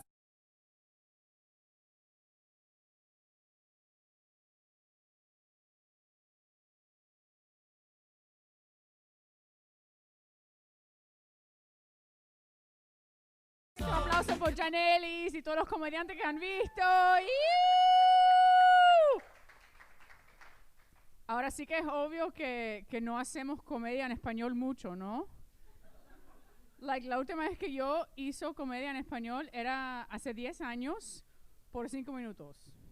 Así que bear with me, ¿ok? Como que cógelo con Tegrici. Y también, como estábamos con Eli y el, ¿cómo se dice? Pick-up line. ¿Cuál es el piropos? Ok. A veces no voy a saber what is happening right now? Like, my mind is melting. Si no estoy diciendo la palabra correcta, que me ayudan, ¿ok? Like, just be cool. Ok. Para que sepan, mi mamá es cubana, mi papá es paraguayo, así que soy bien awkward, super awkward. Pero ¿hay palabras de awkward en español o no? Porque somos tan cool. Come mierda. Oye, vieja, come mierda. Mi papá sí es come mierda. Y tengo un theory, teoría. Oye, Ana María, mi prima Ana María está aquí. Tienes que ayudarme sí o sí, ¿ok? Yo le dije, ¿te puedo mandar un hello del stage? Y ella, no, por favor, no. Y yo, bueno, igual lo hizo. Y mi amiga Luchi está aquí también, que estoy tan orgullosa de ella. Es la dueña de Boya de Hello, como que... Ok, para que se sienta el peso de poder. Un cojonazo de... Ok, anyway. Pero tengo un... Teoría que todos los hombres suramericanos son suramericanos y mariconcio. Oh, is that too much? Oh, es demasiado, dime que no. Ok, fine. Bueno, next joke. A veces que me siento como que ustedes están aquí con nosotros, pero están muy callados, ¿no? Okay. You just proved my point. Thank you so much. Bueno, believe it or not, olvídate. The rest of the show is going to be in Spanglish, así que put your pants on. Y mi novio americano aquí que no habla español. Es un pan de Dios. Mi mamá como que, por favor, el pobre John, no lo moleste. Y yo como que, coño, mami, su primer nombre no es pobre. You know what I mean? Like, su nombre es John Nunn, no pobre John, por favor. Yeah, por favor. Por favor, sea normal, no vieja. You already fucked that up. Pero, believe it or not, mi mamá me mandó, bueno, ok, empezamos. Yo de niña chiquitica solamente hablaba español. I know, I fucked it up already. Ya lo cagué. Pero yo de niña tenía un speech impediment, sí, pero that's too many words, ¿me entiendes? Like, I know. You know what the problem is? Que yo todavía en inglés, en español es apagar la vela, ¿no? Así como se dice. Bueno, en inglés, yo to this day, I'm going to turn off the candle. Okay, turn off the candle, ni turn off the candle. Es soplarlo, no turn off. Pero yo estoy fucked. Así que yo de niña chiquita tenía Thank you. ¿Sabías que tú podías tener eso en español? It's happening. Así que yo, de chiquitica, yo siempre quería salir de mi casa. Como que, ok, si salgo de mi casa, hay candy, hay de todo, hay chips. Porque yo también era gorda. Y mi mamá, y mi abuela, cuando yo estaba en el 6th grade, como que hace 10 años, me mandó a Weight Watchers. Oh, girl. Yo sí, eran todos 40, 60 y yo de 10 años. ¿Y cuántos son las croquetas? 10 puntos. Coño, lo cagué. Porque solamente te dan 25, 23 puntos for the whole day. Así que lo cagué parado. Ok, bueno, así que enfócate, Irene, coño. Así que de niña chiquita, yo cada día iba a la ventana con mi carterita que tenía como un quarter y chapstick. ¿A dónde iba? El Greyhound. Thank you, Anna. It works better in English. You know, I'm fucking dying up here. Y cada día yo iba a la ventana y aunque sea un huracán, yo, qué lindo día. Pero con mi Thank you. Era que yeah. It sounds like I'm saying Weeding Rainbow, you know what I mean? Así que si me pongo demasiado cansada o emborrachada, me salgo. Y como que, ay no, ahora no va a salir conmigo el hombre, no va a querer. Mentira, no hay hombre. I scare all of them. Y mi mamá de chiquitica me mandó a escuela no hablando inglés en América. Así que ella como, okay, figure it out, nerd. ¿Cómo se dice nerd en español? Nerdo, okay, nerdo. We didn't really stretch with that one, okay. Así que figure it out, nerdo. Iso. Oh, that's the cooler word. Hell yeah, where are you from? Oh, they didn't, oh yeah, for sure. Well, Iso. I thought Iso was the nerd. I was like, you thought that too, right? Thank you, Anna. Anna's double Bart. Okay, focus. Anyway. Así que me mandó, pero no había ISO en Montessori, me mandó a Montessori. Por eso estoy tan, oh yeah, yo no estoy aquí porque soy normal. Hello. I'm not here because things went well, you know? Like, no, this is very nice, villain, hello, como que hello, it's very nice. No, estoy diciendo de ser comediante, you know what I mean? I should have been, sino un abogado, una doctora, o casada con uno, no, lo jodí. Así que me mandó mi primer día a Montessori, no hablando inglés, en América. Y ella, mira, tienes que dar una manzana a tu maestra, ¿ok? Y por favor, trata de ser normal. Y yo, ok, lo cagué. Me montó en el carro y yo comí la manzana. Solamente vivíamos una cuadra de la escuela. Me llevó en un carro, en una máquina, porque no era agosto, Miami, y ella no quería que yo, mi primer día de escuela así, como en a sweaty mess, you know what I mean? Pero no entiendo esa costumbre de dar una manzana a tu maestra. No lo entiendo. Muchas veces, aunque yo nací aquí, me siento como que foreign exchange student, tipo ISO. Turn off the candle. What the fuck is wrong with me? Y la otra cosa que no entiendo es tailgating. ¿Me entiendes? Es todos los americanos como que, mira mi dip. Oye, get a fucking personality, ¿me entiendes? Como que, thank you, Anna. You're the only one, thank you. Y de chiquitica siempre me decían, eres tan maricona. ¿Se dice maricona?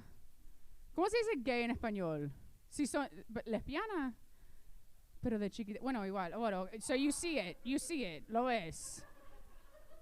Y ahora de 35 años, sí, por supuesto, es lesbiana, pero de chiquitica, eres tan lesbiana. Y yo, de 5 años, acabo de llegar aquí. No es que soy lesbiana, es que soy triste. ¿Me entiendes? Y después, a 2 minutos, yo ahí en el sandbox, con un cigarro. No es que soy lesbiana, es que yo sepa demasiado, ¿me entiendes? Oh, it got sad. Okay, seguimos. Todos tenemos la trauma de ser gordita, ¿no? Todos los latinos, we're fucked. Like, qué cosa. Y espero que con la próxima generación vamos a ser un poco más nice, pero igual, olvídate, vivimos en, like, right? Pero como vivimos en los Estados Unidos, like, si eres mujer, todos estamos en dieta, ¿me entiendes? Like, right? It's the worst. Like, I'd rather walk into traffic. Okay, sorry, I'm going to stay in Spanish. No, es que yo, de niña chiquita, me tuvieron en Weight Watchers. ¿En serio? Y era una maestra, un divorciado, otra loca y yo, la más joven. Y lo peor es que cada meeting, antes de los meetings, yo iba al 7-Eleven. Okay, I'm not going to finish the story. It's too sad. Mi terapista, por supuesto tengo terapista, pero en Nueva York, porque en Miami, no sé por qué no usamos terapista. ¿Será que preferimos tarot en vez de terapista? Y podemos hacer los dos, ¿me entienden? No, okay. I'm throwing too much shade, okay. Pero mi terapista en Nueva York me dijo, tú trabajas y hagas demasiado comedia en inglés. Y tienes que practicar interacting con otros humanos. Can you believe it? Exactly. Me dijo eso a mi cara. Y yo, okay, bueno. Y ella me dijo, debes log on, like get on the apps. Fuck, I should have done this. How would you? Okay, usar las aplicaciones. Okay, great, thanks. Aplicaciones, thanks. Los apps, you're the best. You were my favorite. Así que entré en los apps y mi parte favorita era escribir los bios. ¿Cuál es el parto más nerdo? Así que te voy a decir mis bios. Si lo usas, Venmo me, ¿ok? Mi primera era, y eso lo escribí hace 4 años, era podemos irnos para afuera ahora. Hello, soy Prophet.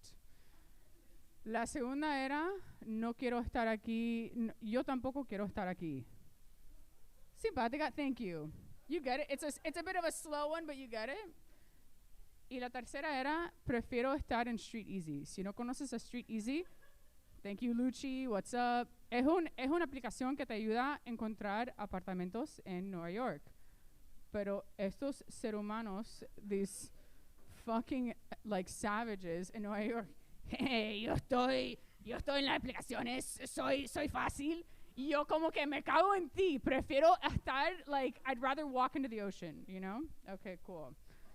I'm so glad I agreed to do this. They're like, do Spanish and comedy. And do comedy in Spanish, they said. Okay, me pongo nerviosa cuando estoy haciendo, how do you say sex in Spanish? Okay, shut up, you guys. But I meant like,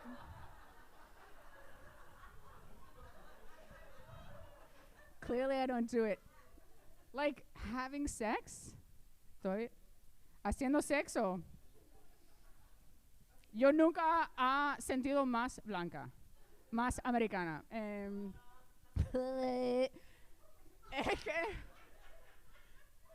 Es que yo no puedo relajarme cuando estoy haciendo sexo, obvio. Porque cuando estoy haciendo sexo, la única cosa que yo estoy pensando es, espero que luzco flaca. Yo soy la única. Okay. Y si tú estás haciendo sexo, sober, ¿quién eres? Un Navy SEAL. Vete al carajo, coño. Thank you, Anna. Y también no puedo hacer dirty talk. ¿Cómo se dice dirty talk? Hablar sucia. Ok. Puticas aquí en el frente. I love it. No puedo hablar sucia porque estoy demasiado nerviosa, aunque estoy blackout.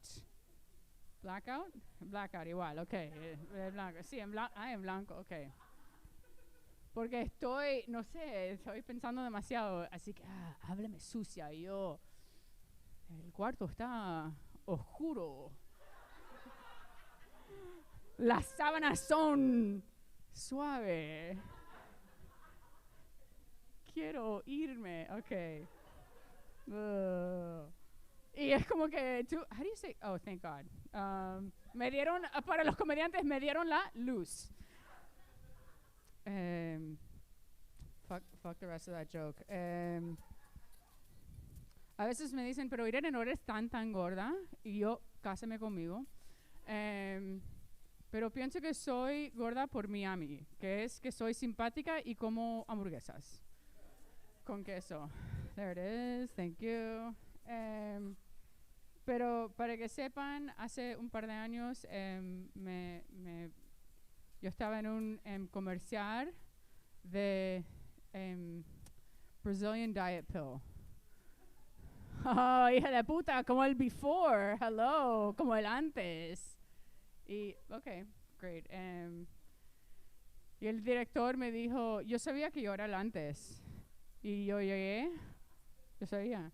Y el director me dijo, si tú podrías como que, y yo como que lucir más gorda, pero por supuesto. Facilísimo, viejo. Y como que me echaron agüita, como si yo estaba sudando.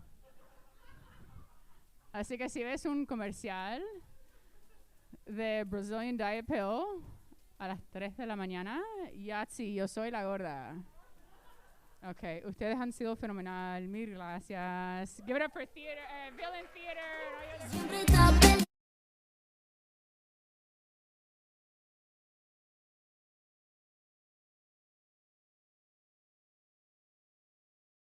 Linda. Bueno, muchísimas gracias a todo el mundo, a todos ustedes por estar aquí esta noche. Nosotros tenemos obras de comedia cada martes, jueves, viernes y sábado. Me sé todos los días de la semana en español. Yes. Y aunque mis padres nunca van a estar orgullosos de mí, estoy muy orgullosa de mí, ¿ok? Muchísimas gracias a todo el mundo. Tengan buena noche. Quisiera follar, por eso es que yo soy así. No drama, no drama, no drama.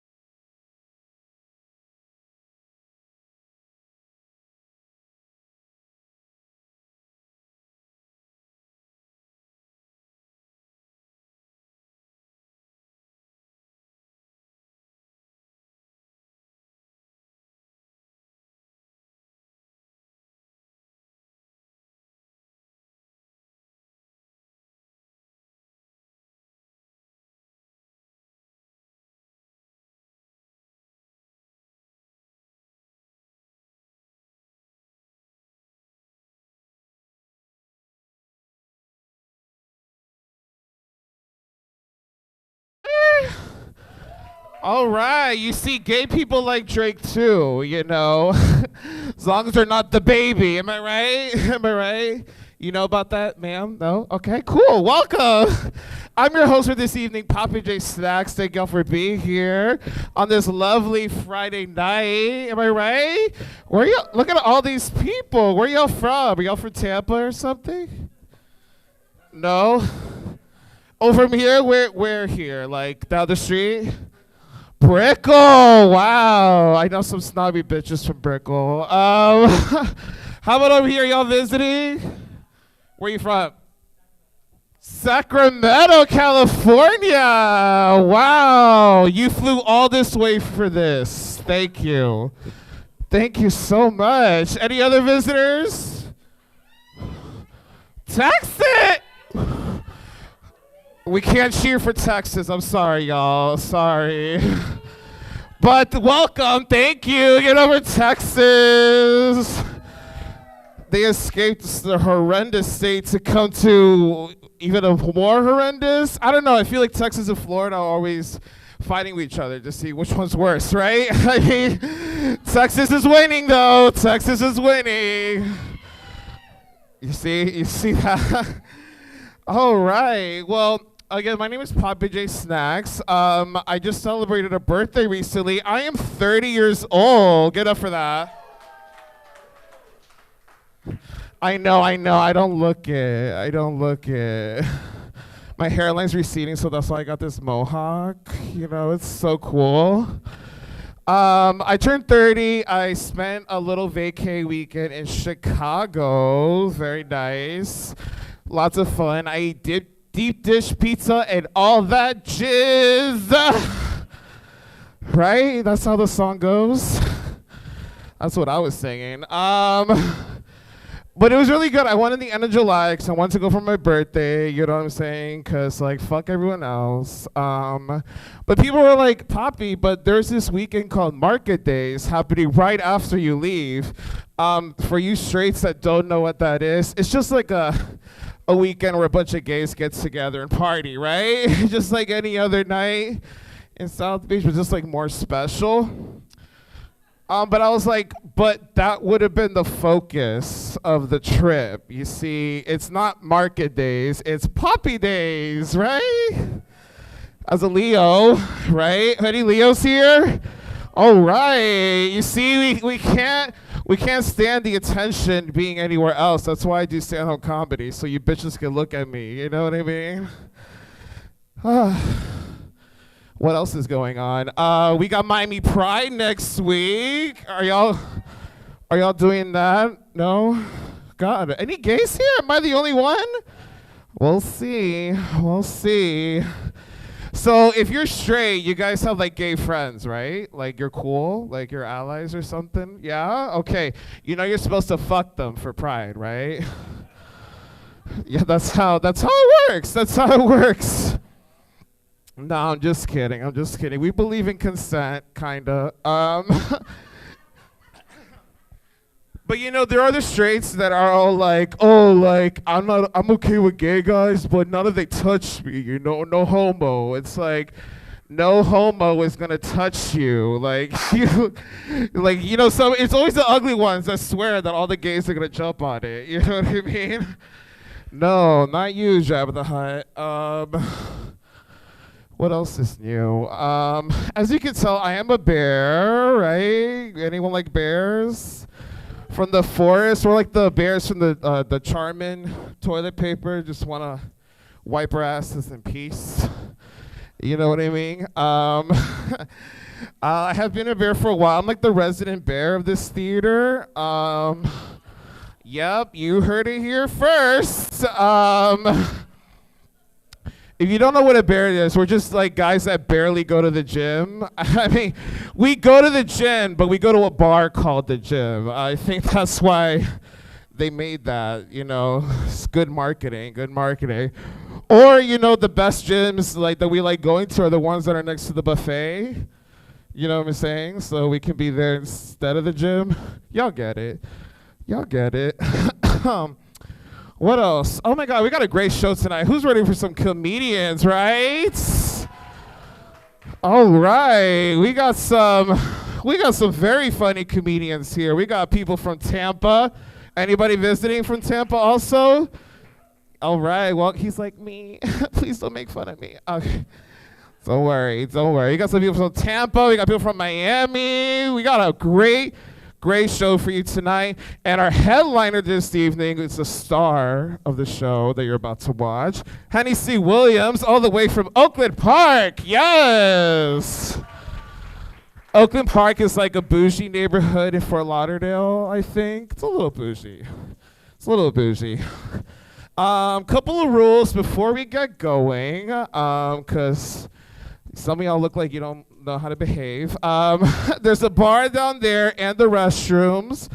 That exit is not an entrance, but this one is. You know what I'm saying? So you can find me on LinkedIn later if you like. But let me just start the show. Starting out your fabulous all-star cast. This first performer is one of our Tampa buddies. Give it up for Jon Turkel.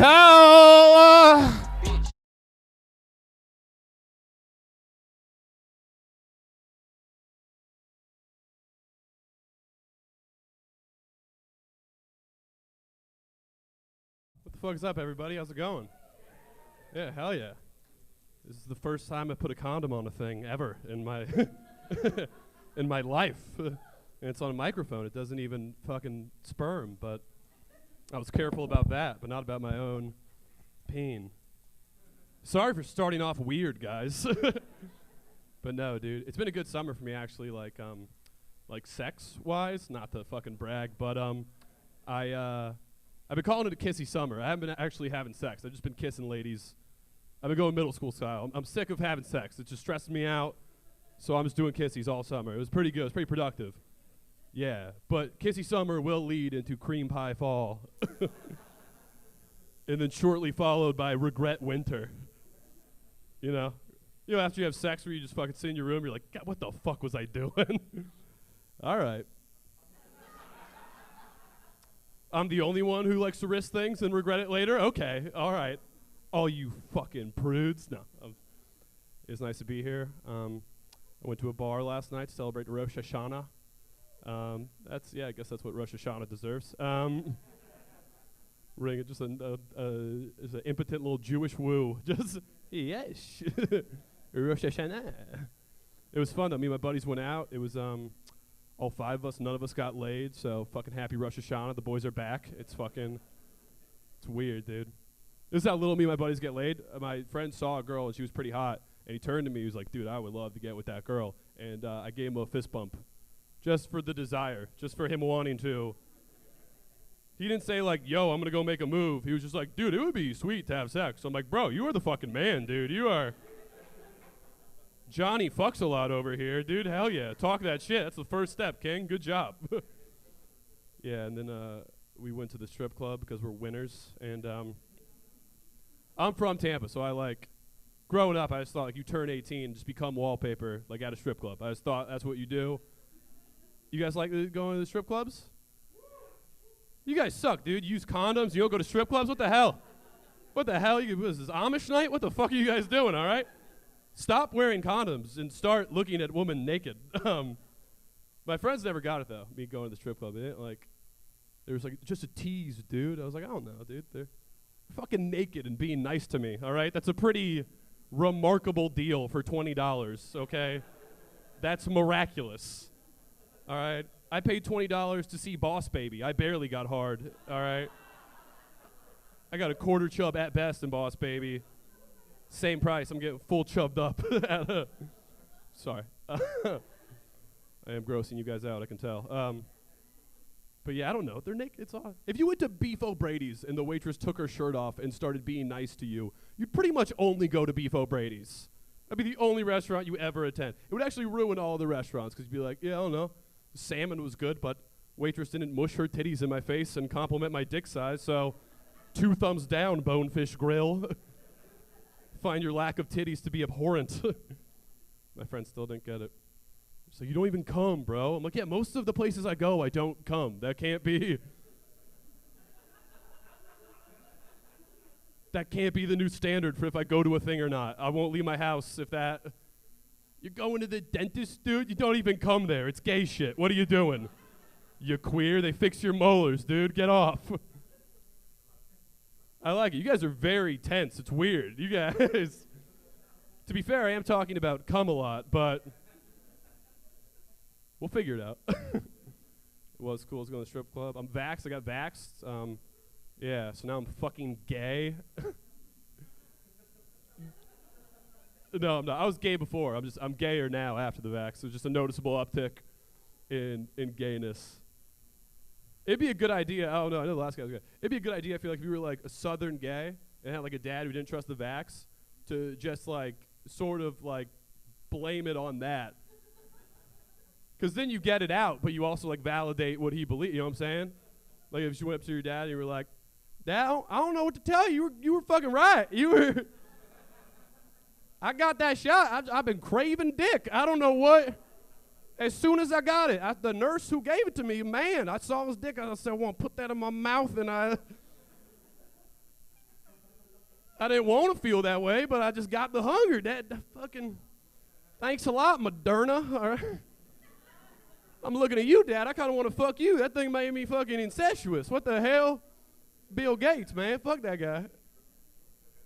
Doing that voice, I realized we need a Southern guy. We don't have that in life, right? There's never a guy who's like, I like 3 things: barbecue, beer, and man cum on me. All right, that's. Hey, buddy, you want to go to a Luke Bryan concert? Fuck me in the ass after? We need one of those. You guys are allowed to laugh, by the way. I see a lot of you nervous to laugh at my 4 in a row cum jokes. No, it is cool. Not gay. I had to get that out. Yeah, love the vagina. Love it so much. Just every time I see a vagina, I'm like, fuck yeah. I don't even do anything to it. I just do that. I just see a vagina, I'm like, hell yeah, that's what I'm talking about. Girl's like, you gonna fuck me? I'm like, no, I'm just gonna support you. That's good. I like that. That's nice. It's triangular. That's what it should. You gotta keep that thing. All right. Every time I see a dick, it's the opposite. I'm like, get that out of my face. Why is this happening so much if I'm not gay? I spit on it, actually. They're like, we like that. I'm like, fuck, you guys are good. God. You guys are good. You guys remember Trump? You guys remember him? Okay, good. Just checking in. I was reminded by Trump recently. I went to fucking, dude, get vaxxed. Get vaxxed and start eating out your friends.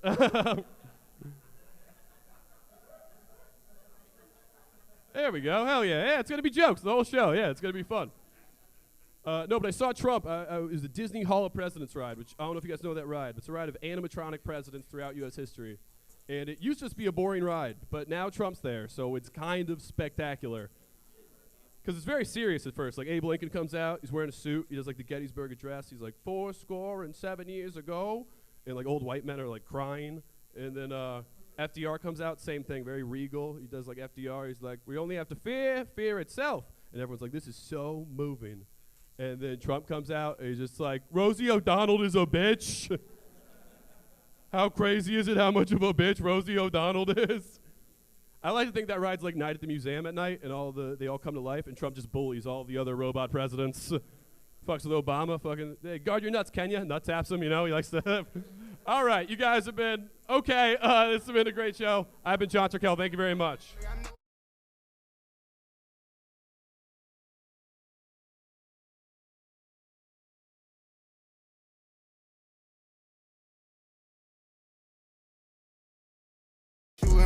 Okay, a little interesting playlist we got tonight. How we feeling?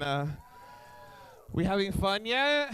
The show's just beginning. John, I have that booster shot if you need it. Vaccine's turning you gay. I wonder what that made me, right? Like, it's what it gave me these heels. Thanks, Pfizer. We're ready for some more show. All right, coming up to the next stage, she's a beautiful, beautiful, amazing comedian. She's one of the best. Give it up for Jannelys Santos!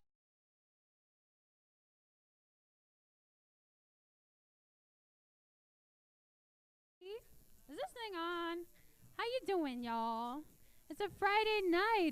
Come on. Like, I know you're coked out. Let's go. I'm coked out too, okay? You're in a safe place, all right? The bathrooms are perfect for doing coke, okay? And the janitor will really appreciate the residue, all right? So just chill, relax. You're in your house. My name is Jannelys Santos. I am Cuban. Any Latinos in the audience? Yes. They're like, I see. We're so traumatized. It's so fun to be, in 2021 as a Latino. I turned 30 not too long ago. It was the fucking worst. Anybody else living that nightmare? People over 30? Yeah. It's pretty bad, I'm also a Scorpio. Any Scorpios out here? Wow. I know there has to be at least one. Like, show yourself. Oh, that's the thing, is that no two Scorpios ever get along. Because we're just fucking bitches. That's the truth, I'm single because I'm a Scorpio, My pussy's too angry to make love. It's just impossible. But even at 30 years old, I still really feel like a kid.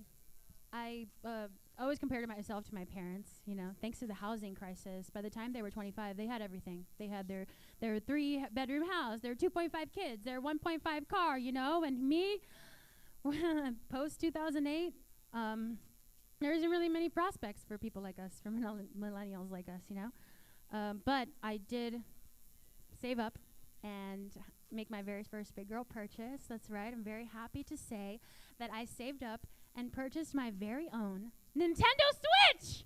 Yes! It took me a year of savings. My God, that shit is expensive. Mario Kart 9 is coming out. I will see you at GameStop, all right? Mario Kart is my life. My grandma's like, ¿Qué tú haces? What is that? Get a boyfriend. What's wrong with you? That's for boys. Like, Mommy, this is the only boy that I want in my life, okay? $600 is the limit, okay? She doesn't understand how difficult it is for single women in Miami to meet decent men. Any single ladies in here? You hear the desperation?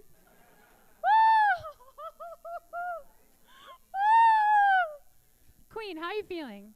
Is it not true? It's not. It's no shade, but it's difficult, right? All these fucking fuckboys, they think they're in fucking Fast and the Furious, dude. They bought a Honda Civic in 2008, but it's a 94, It's got a V6 engine, bro. When I drive 100 miles an hour, it goes like this. It's sick, dude. It's sick. It's parked outside their mom's house in Kendall. They work on it. They just put gas in it, And my grandma, she doesn't fucking get it. That all these dudes, they're just fucking losers. Kevin, Javier, Sebastian, Seabass. Call me Seabass. Fuck you. You know what? I'm a Mario Kart hoe, okay? Born and raised on Mario Kart, okay? Sometimes it's like 3 a.m. and I'm playing Switch all by myself, and the light from the screen reflects off my chest and onto my double chin. And, my fingers are engaged, so you know what the fuck I'm talking about, girl. Up, right, left, right, down, down, A, B, okay? All over that CLIT. And there's a crime documentary in the background, so I'm wet as fuck, okay? The killer was in the house for 4 hours before slashing her throat. Bing! Squirt out the window into traffic. Somebody fucking crashes. Clit looks like a dog's dick. Dog dick clit, like fucking. That's how you know me! Google it. And so I'm playing Mario Kart and I'm like, fuck! Damn! Fuck. Bowser's kind of thick, right? Oh my God. He's got a bunch of bikes, bunch of cars. The last dude I fucked, he met me up on an electric scooter. I'm like, what the fuck is this? I can't ride this with you. He literally lives in a castle, okay, with the perfect aesthetic. Lava, cement, chains. Come on, dude. The last dude I fucked, he shared a room with his brother. We had to ask him to leave just to get fingered. I can't believe that. My God. Fucking Bowser's pansexual, guys. He's a fucking freak. He's down for whatever, whenever, okay? You don't just play with fire for nothing. So if you know any Bowsers out there, my pussy's a piranha plant, all right? Once it goes down the green tube, it's not coming back, okay? But I do enjoy living alone. I live in downtown. Just me and my little Roomba. I named her Suck. You know, what she does. And like I said, I turned 30 years old, so my body is begging me to have a child, unfortunately, you know? It's like my grandma's inside my ovary, like, what the fuck are you waiting for, stupid ass bitch? And so I end up dumping all of my maternal instincts onto my Roomba, you know? We have a very complicated relationship. I do really love her. Sometimes I like to encourage her. You know, she gets around a corner and I'm like, you did it, baby, you did it. You are so good. It's just me and you. We don't need a man. You don't need a father. It's just us, baby girl. We got this. We got this. We got this, okay? Sometimes, you know, she acts out. She gets stuck under a chair or something. And I have to be like, you're stuck. You're stuck again, and you know exactly why. You know what? Figure it out! Slam the door on her. 20 minutes later, this bitch knocks on the door. She figured it out. She's a fucking robot. She's smart as shit, okay? But also, I'd like to think it's great parenting skills, you know? Sometimes I have to instill a healthy dose of insecurities, like any good Cuban-American mother would. Any Caribbean people in here, you know? The people from the Caribbean are fucking brutal, all right? They'd be like, you're ugly, you're fat, you're dirty. Go. So sometimes I like check. I'm traumatized. Sometimes I'll check her tray after a job, you know, and she works a lot. She really, really does, okay? My hair gets everywhere. Sometimes I'll check her tray and I'll be like, oh, so you're going to eat all of that, huh? No, it's fine, it's fine. You know what? It's your robot body, okay? It's fine, it's fine. But, if you turn 18 at that weight, you're going to stay at that weight. So let me know. I'll take you to Weight Watchers on Monday, okay? De cabeza, Weight Watchers Monday. Oh my God, I'm a monster. I'm supervising and micromanaging this poor fucking robot's meals and their work. What is wrong with me? And then I check my period tracker and I'm fucking ovulating again. Doesn't it happen to you all the time? I'm a monster when I'm ovulating. Maybe I'm ovulating right now. What's up, boys? You in the front row. Splash zone, baby. Come on. You know that I squirt out into traffic. How? Dog dick clit. All right.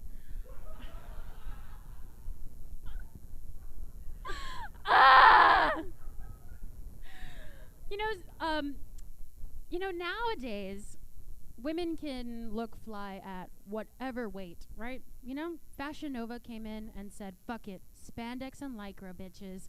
We're all gonna look good, okay? All the skinny girls are like, wow, I'm wearing leggings to brunch now. And the fat girls are like, hello, we've been telling you this, okay? This works. It suddenly became acceptable to just go to, like, Versailles in a fucking tracksuit. Athleisure is what they call it. But shopping as a fat girl in the 90s and the 2000s, forget about it, bro. All we had was fucking Paris Hilton and her anorexic dog. Fucking Lindsay Lohan and her tiny little belly button. How was it so tiny? I don't understand. Fuck. Janet Jackson and her abs. She would cut a bitch with those fucking abs, bro. And me, I didn't have any ass or titties back then. I was a little papa rellena, which is delicious. But you eat it so you don't have to look at it anymore, you know? Whatever, my mom would take us to Dadeland Mall. Anybody from here go to Dadeland Mall back in the day? Yeah, that shit sucks, right? And Dadeland Mall had a part of the mall where it was like Express and the Limited right across from each other. And it was also where you would be sweating and cold at the same time. And you're like, I'm 12. What's wrong with my cholesterol? Am I going to die? But it was just the mall, you know? But whatever, she'd love to take us to the Limited at Dadeland, and all the little skinny girls are like, oh my God, I love my life. Everything fits, and I'm going to be happy forever. And I'm over here, like, in the dressing room, like, fuck this shit. I wish I fucking cut on myself. Oh my God, I just broke this fucking dress. You break it, you buy it, stuff it under this fucking thing. Fuck. And sometimes I would need, another side. I'd be like, Mom, can I please have a bigger size? What? Cuban women have no voice modulation whatsoever, okay? What? Mom, can I please have a bigger size? What? Niña, habla más I can't hear you. Talk louder. Mom, can I please have a bigger size? What? You need a bigger size. Bueno mia, I was gonna tell you that, girl. Hey, my daughter needs a bigger size. I'm 12, I'm 14, I'm 16. Anything to preserve her dignity, please, for the love of God. Help my gigantic daughter. Oh, a 16, thank you.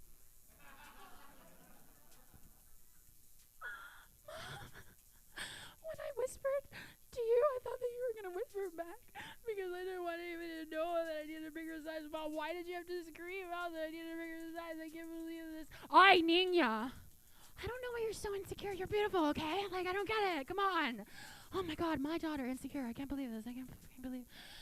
But if you turn 18 at that weight, you're gonna stay at that weight. So let me know. I'll take you to Weight Watchers on Monday. They got this at Weight Watchers Monday.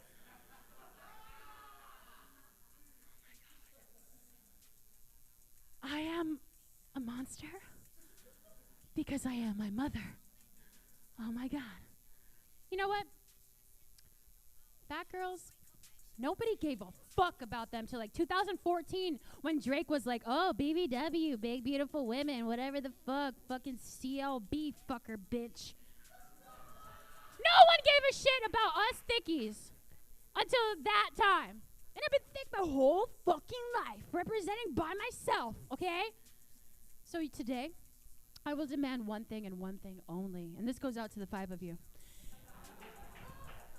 If you have ever bullied a girl between the years 1995 and 2014, you need to Venmo, Cash App, or PayPal her the dollar equivalent of her weight, okay?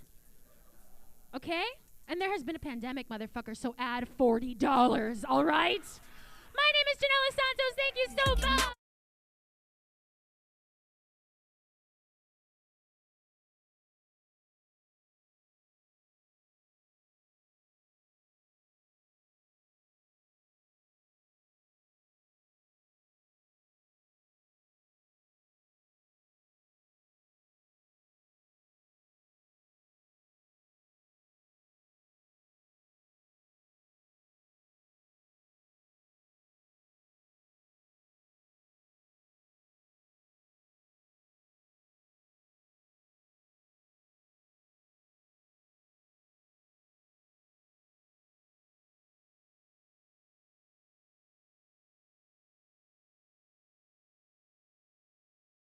Stage is probably the only person in the world that has bought a physical CD copy of Kanye West's new album. Give it up for Mika Lorenzo!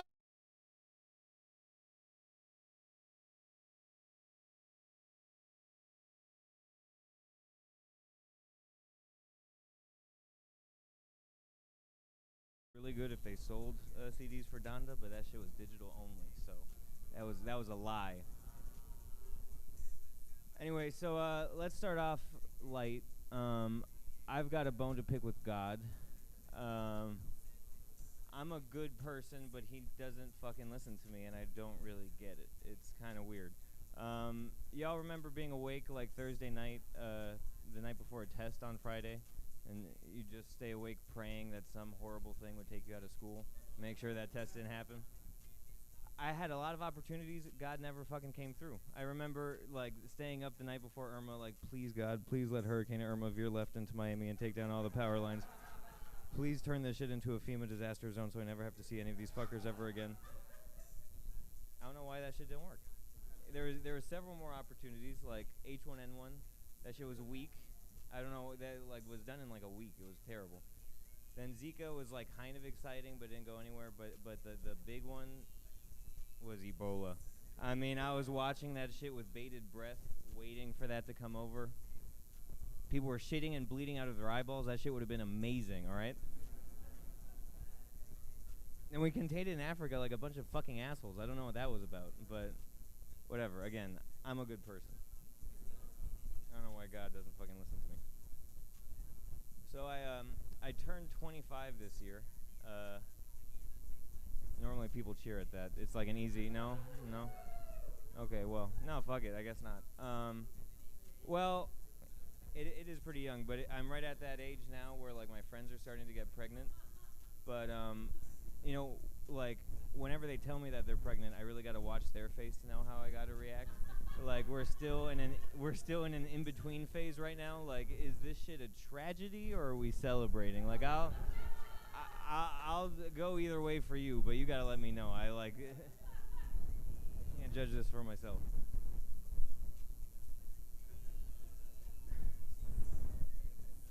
Being 25 brings some unfortunate consequences, namely that I'm horny all the time. Like, it's not my fault. Again, I'm a good person. It's the hormones. It's not me. It's not my fault. I promise. But it's gotten a little excessive lately. You know how it's hot as fuck outside? And sometimes you got to run home to change your underwear because they've been sweat through all the way. No, I'm not the only one. Come on, that's universal. Well, I don't do laundry. I let my clothes just stack up on the floor like every other fucking normal person. But I've had to institute something called the smell test, which is you see underwear on the floor, you pick them up, you smell them, check if they're fresh or not. Problem is, I did that like a couple days ago, and they were not clean, but I kind of liked it. Now I'm just sniffing my own panties on the daily. This is normal. Don't say what. That shit's normal, all right? Okay, thank you. If you would kill yourself if you didn't like that smell, all right? No one would want to sleep with you if that smelled disgusting. I would bottle it, actually. I would call that shit you to crotch, you know? It's got like a musky pine wood scent to it. I'm into it. Thank you. I thought so too.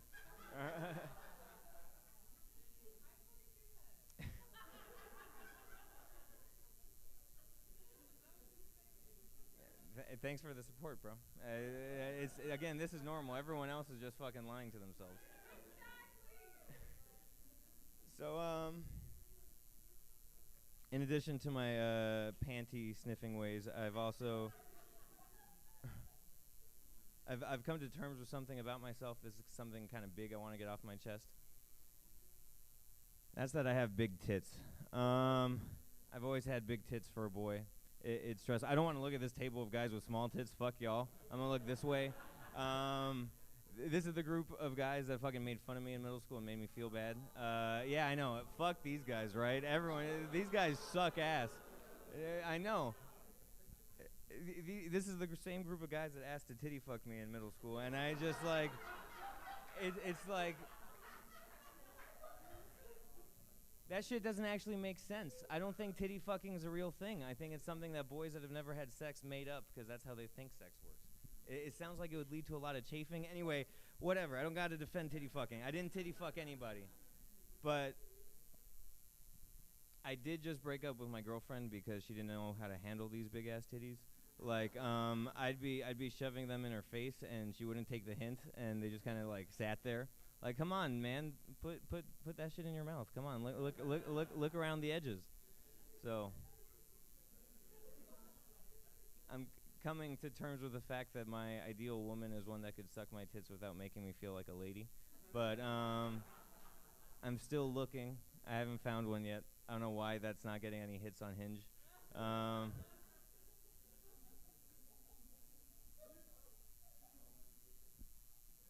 You can't see them right now, all right? They're hidden. They're hidden. I've learned how to hide them, but they're like B cups under there, I promise you. They're there.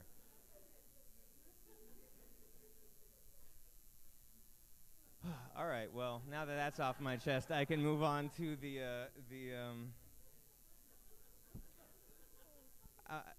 horniness, man. It's bad. It's rough. I sniff my own panties. I got big tits, all right?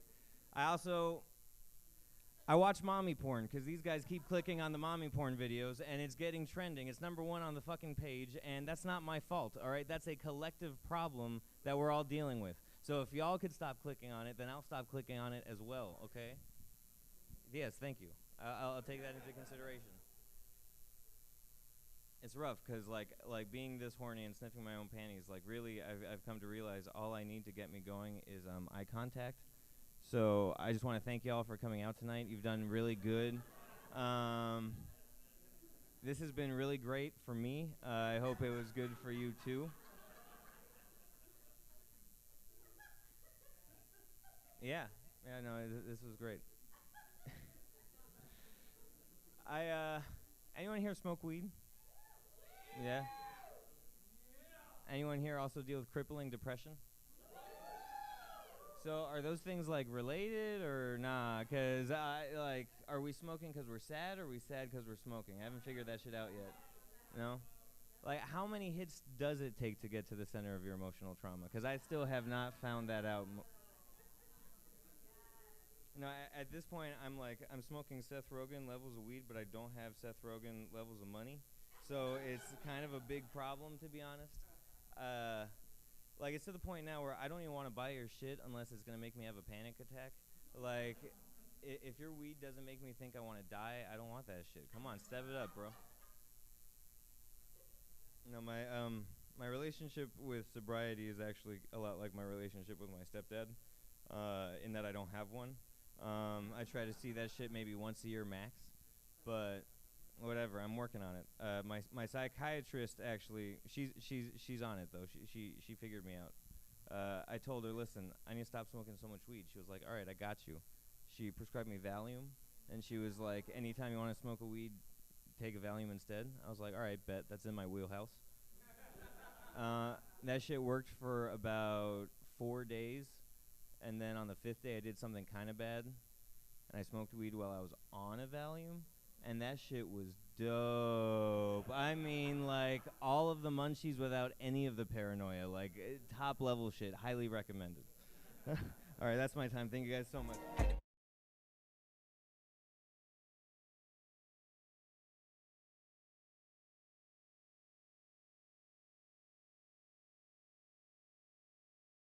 Doing good.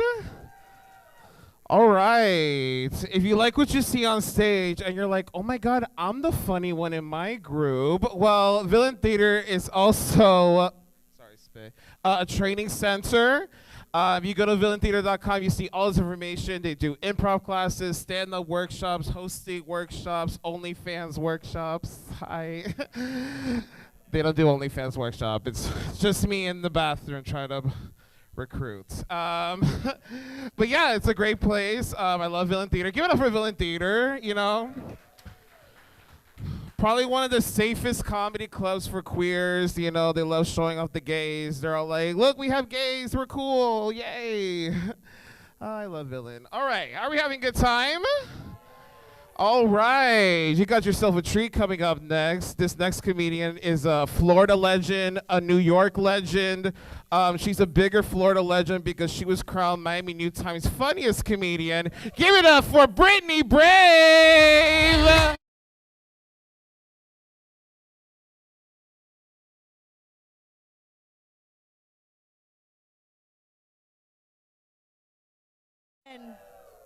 Come on, give me more than that. Come on, come on! Oh my God, I won by best comedian in Miami for Miami New Times. I hope I don't bomb tonight. Thank God. I'm gonna have to go right back to marketing. You know what I mean? And that's not gonna be good. But my mom's gonna be so fucking happy. It's great. Give it up for you guys. Give it one more time, Miami. I just moved back to Miami. Yes. I love Miami so much. All the women are so beautiful. Like, look at them. So, yes, not you, bitch. It's just, I mean, gets her tits done once, thinks she's queen.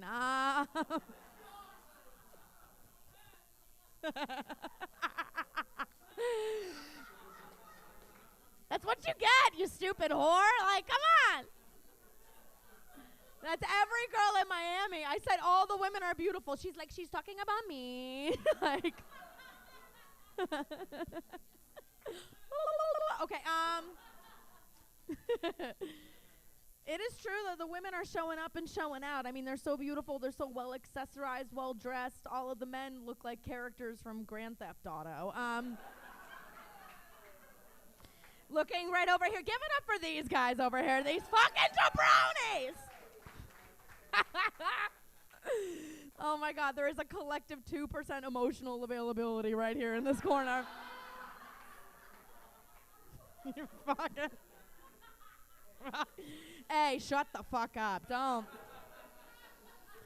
Don't. Take out your phone right now. You're on it right now. Rude, you piece of shit. Okay? Answer whoever it is deserves a text back. That's all I'm trying to say. I got my period 2 minutes before I came on stage. And I am relieved. Okay. I'm a hoe. Yeah, it's all right. And I'm a comedian, so there's no health insurance. There's no birth control. It's pull out and a prayer, baby. You know what I mean? That's it. I fucking hate birth control. I hate it. The pill made me crazy. Yes. Another bitch. Okay. She's like, yes, I killed my man. But it's like, she's like, I felt bad after. Okay. I hate all birth control. The pill made me crazy. And then for a really long time, I had the IUD, which is that little metal thing they put in your uterus. And it's how the government tracks you. Joe Biden knew when I was taking a shit. No bueno. It's not good. Not good with birth control. Literally the other day, someone's like, you're 30. Do you have any kids? And I was like, ooh, -2, Let it sink in. Let it sink in. Not a big math crowd. That's an abortion joke. We're not in Texas. Yeehaw.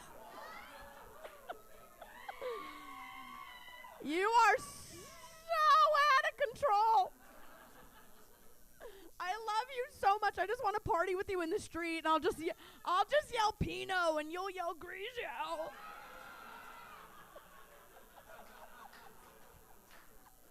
That's the fucking drunk bitches Marco Polo. Like, that's how you find each other at the end of the night. You're like, tequila, and she's like, shot, running through a fucking Flanagan's, like. I love drunk women. I love watching women get drunk because we're under so much. Bitch, I could get up here and be like, I just took a shit, and you would be like, woo! Hang on, I gotta put a pin in this. Are you like newly divorced, or what's the energy? What's going on? Did you just get like vaginal reconstruction surgery? Like, just having fun? YOLO. Oh, they're escaping! They're escaping! She's like, I'm pregnant. I'm in Florida because abortions be free here.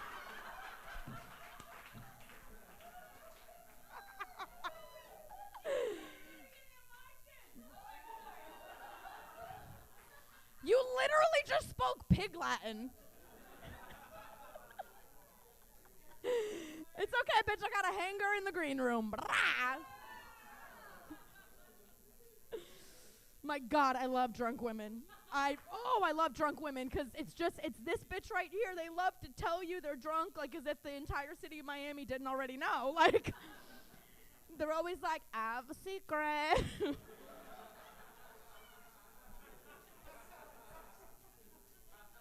Don't tell. And you're like, what's your secret? And they're like, I'm drunk, like with the tit hanging out, like. You're like, I know, you just sucked that guy's dick and gave him your social security number. I know. I know. She's like, did I? Whatever, I'm young, wild, and free. I can do it. I love women. I love women. I love drunk women. I drink. I have a good time, I have a good time. I don't do drugs, though. I don't. I did coke off a mango one time. That was it. It was in my prom night down here in Miami. That was it. I also blew Pitbull on a yacht and lost my virginity in a Little Caesars parking lot. So, yeah, bitch, I live in Kendall. Yeah. That's it. 2 truths and a... What is happening? What? You guys came to a comedy show and were like, but let's make it a sorority game night. I didn't actually blow Pitbull, bitch. It's called comedy. That's not what Pitbull said? Yeah, what did he say? Tra, tra, tra. That's all he said. That's all. That man is done. All he's doing is doing PSAs about world hunger now. Like, let me be clear. If he were here, I'd blow him. But listen. You know, this is my retirement plan, you know? This is fun. This is fun. I love when the women support the women on stage to where it's like, thank you so much for your support. Yes, queen, but also like, shut the fuck up. But like, yes, you know? Women have it hard, man. We have it hard. It's bad out here. You know, you can't even go to the gym and work out in peace. You can't. I do. I try to go to the gym sometimes, but then straight men, you know, straight boys, really.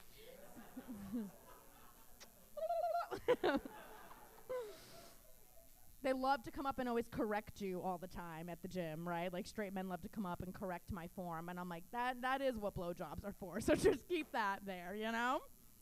I also go on dates all the time, and I tell guys that I'm a comedian, and it just like blows their mind. Like 9 times out of 10, I go on like a Hinge date, and I'm like, I'm a comedian, and they're like, stand up. I tried that once. It went pretty all right. I'm like, I tried anal once. I'm not making a whole career out of that, Chad. But like maybe OnlyFans. It's good. I'm happy to be here. I'm happy to be here. You guys threw me so off my game, these two bitches. Like, I'm just waiting for them to be like, Kegel! Like, it's good. I'm living with my parents again, and I'm an only child. Any only children here? Any? Yes! It's such an only child response. Just like, woo, Christmas rocks! Like, just, I'm the best by default. Like, it's amazing. I always really wished I had a brother and sister, and I still wish I had a brother and sister. I just feel like it looks like so much fun on Pornhub, you know? If you're not laughing, you watch the weird shit. I'm looking at you. Take the mask off. Let me see what that mouth do. Yeah! He's not even vaccinated. He's just on ketamine. Like...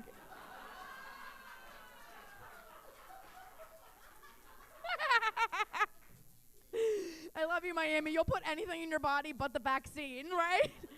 My friends are like, no, my body, my temple. I was like, you've done ketamine off a diaper changing station, so just, it's not really a temple. It's a handicap stall and a Chili's. That's what it is. You know? It's crazy. I am living with my mom and my dad again, which is humbling. It's very, very humbling. And I'm super Italian. That's how I grew up. I'm very Italian, Catholic. Hey, yeah, paisan in the back? Oh yeah, pizza, yeah. He said, oh yeah, which is what he says when he gets convicted, too. Oh yeah, that's it. Yeah, I did. I grew up Italian and Catholic. I don't feel like it makes sense. You know, you guys watch Olive Garden commercials, and you think it's like when you hear your family, but it's like when you hear you're guilty, you know? Of something. Catholics always want to be guilty, but Italians don't want to be guilty, right? Doesn't make sense. My mother, super Catholic, she's always like, go to confessional, get a clean slate, tell them everything. But then my dad's like, hey, we didn't raise no fucking snitch. Come on, you know, right? He's like, that old man in that little box tries to touch you, I'll break his fucking kneecaps. I'm like, okay, he'd kill you for sure. It's good, I did. Very close to my Italian roots, though. I like it. I'm very proud of it. Very, very close to it. I feel like I go to New York, and they hear I'm from Miami, and they're like, you're Cuban, you know? And then from New York, I come down to Miami, and they're like, you're Jewish. And then I go, like, to the Midwest, and they're like, you're annoying. And I'm like, that tracks, you know? That tracks. Can't blame Italians, though. We're so connected to the culture that we don't even realize that, like, our flaws are not the culture. We double down on all of our flaws, and we just write it off as being Italian. Like, if you talk to any person in my family, they're like, I'm loud, I'm hairy, I killed your sister, fucking Sicily. I don't... If I kill you, I respect you. You know what I mean? It's fucking right, you know? And they're not deep. I love Italian men because they're not deep. They're easy. I'm going to marry one because he's easy to trick, you know? That's why. Like, they're not deep men. Like, I'm never going to, like, ask my uncle what he's been up to lately, and his answer is never going to be like, you know, Britt, I've been doing a lot of reading. I took up transcendental meditation. Drinking kombucha. I'm achieving a level of self-love and awareness I never had before. Namaste, Britt, you know? One time I came home for Thanksgiving and I asked my Uncle Vito what he's been up to, and he was like, Britt, you put anything in marinara, I'll fucking suck it. Let's go.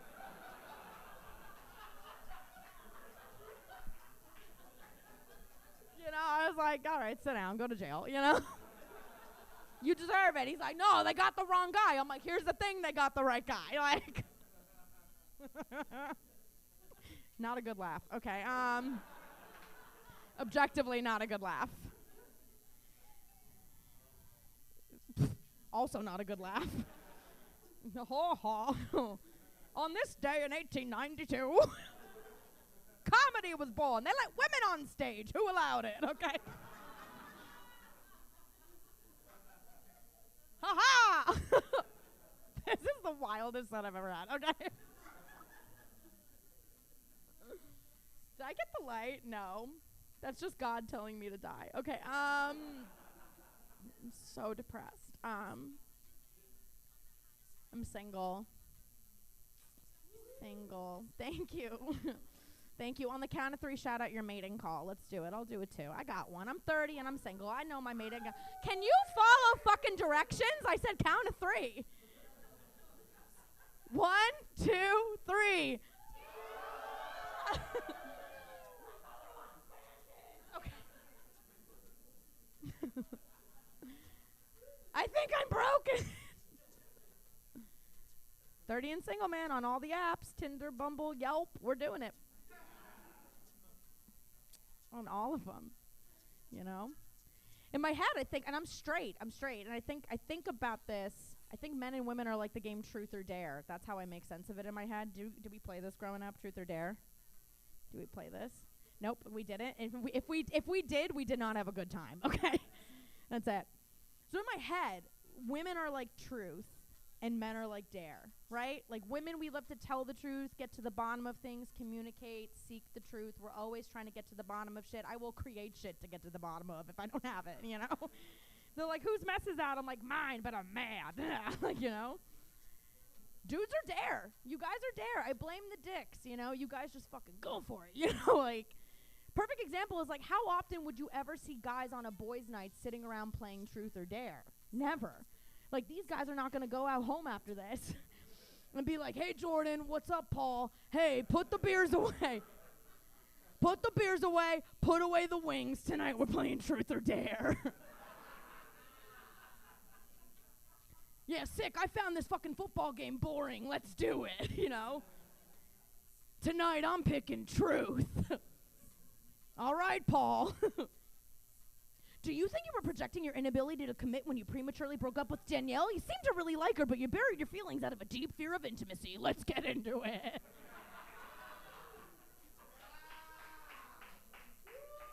You loved her. You let her go. Have you gotten to the bottom of that? You know? He's like, oh, fuck, you know. Girls' nights are great because girls' nights we get to solve trauma and parkour off our bench using our tits, right? Like, it's the best of both worlds. It is. I've been healed and broken in one girls' night. That's it. I'm not kidding. You guys already know. Like, you know what I mean? Like, I've come home after girls' nights and been like, I caught chlamydia, but I found God. Weird. I haven't made you two laugh once. What's happening? Yeah, you're wearing a halter top on a Friday night comedy show. Like, you should be loosey-goosey, bitch. Let's go. You are loosey? She's like, I fuck. Don't worry. For sure. You know. I like that your outfit is way more revealing, but I'm the one who's had, like, -15 abortions. Like, whatever. Who's this guy? Why is he manspreading? What's he hiding from? How long long have you guys been together? 11 months, so you're about to make a year? Okay, well, we don't know. This last month is shaky. Okay. Like, now's the time to run a background check, you know? Look at him. He's like, ah. He's like, I made a mistake in college. She's so beautiful. You're okay. Okay. Gotta get out here. I'm sorry I had to make it about the ladies tonight. You know, women go through a lot of shit. I'm a big feminist. I love seeing women win. I love seeing women come out on top. The other day, I saw a grown man just fall off his city bike.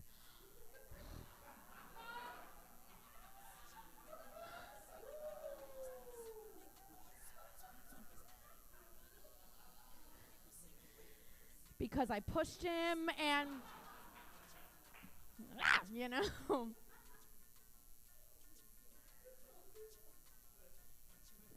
Women are incredible. We can do a lot of things, but there's one thing that I've been thinking about we're not super good at.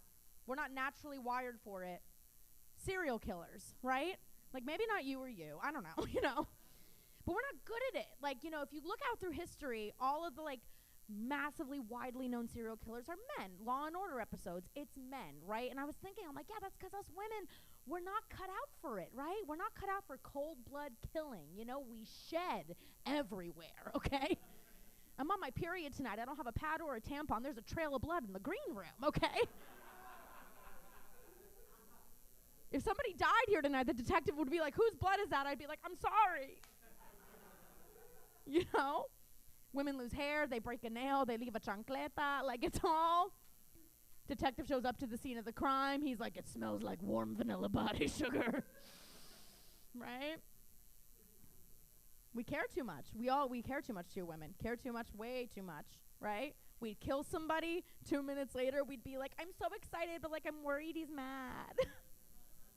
Right? You guys are hating this joke, but it's new. I gotta get a rep in. I don't care. Last but not least, I thought about this.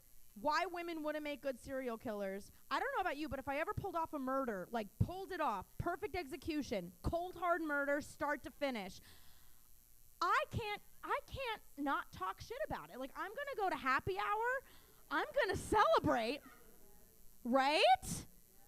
I'm gonna be 2 White Claws in, drunk. I'm gonna find the nearest stranger, lean in, and without them even asking, I'm gonna be like, I have a secret. I was a bad girl. And they're like, put your tits away, ma'am. You're under arrest, you know? All right, guys, I'm Brittany Brave. Thank you.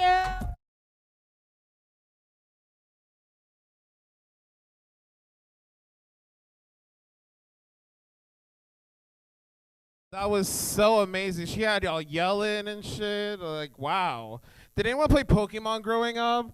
Like on the Game Boy, right? So you remember how in the game, like they would tell you like the weight and the height of each Pokemon, like we gave a fuck, you know what I mean? Like, like I feel like when you stand me next to Brittany, it's like when they do that size comparison, like this is the trainer and this is a Charizard or a Snorlax after a good meal, right?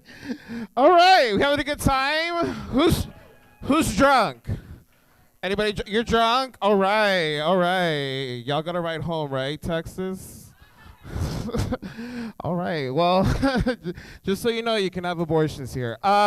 So, they're so excited. I can't. Oh my God. I was born in Texas. I'm so glad I left. Anyways, where was I going with this? Oh, you got one more comedian before your headliner. Are we ready? All right, this next comedian is another Tampa legend. He brought a little instrument with him. Give it up for Dan Bakst.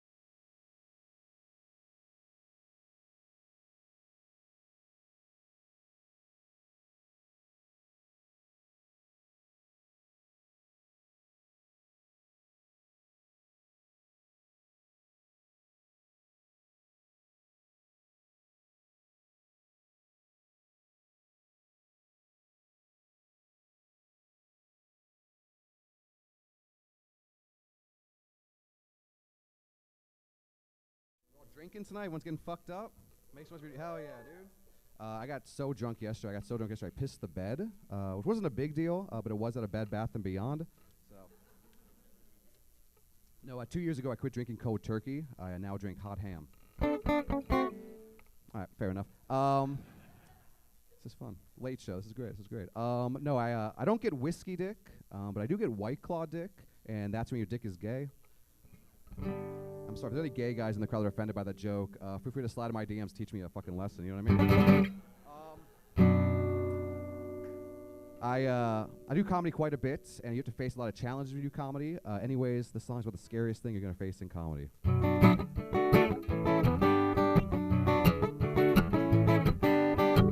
through the day, come out at night, cell phone in hand, looking for a fight.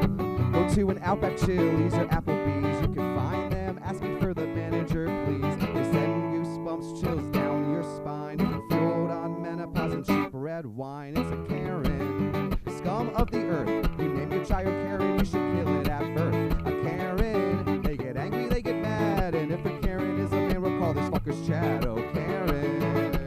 Creep through the day, come out at night, 99% of the time they are white. Their self-entitlement is their only care. They even have the same type of Karen hair.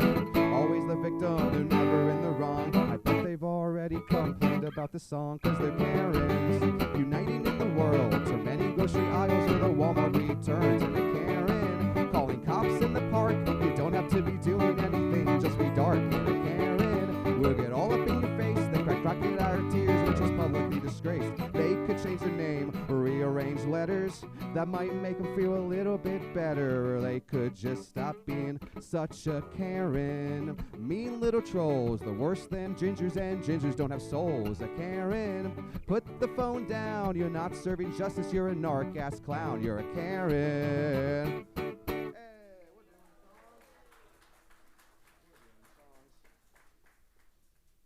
On the ride up here, I got very exciting news. I just think my first sponsor for my podcast. Oh, thank you guys. Yeah, my dad's going to give me $200 if I stop doing the podcast. So, very exciting. More exciting news. Uber Eats has a real cool promotion out right now. If you order the same dinner 6 nights in a row, they Baker Act you. So, very good. Cool, dude. That food joke killed. Here's another one. Subway, just come out with Subway sliders. They're about 2 to 3 inches, or as Jared would say, the perfect mouthful.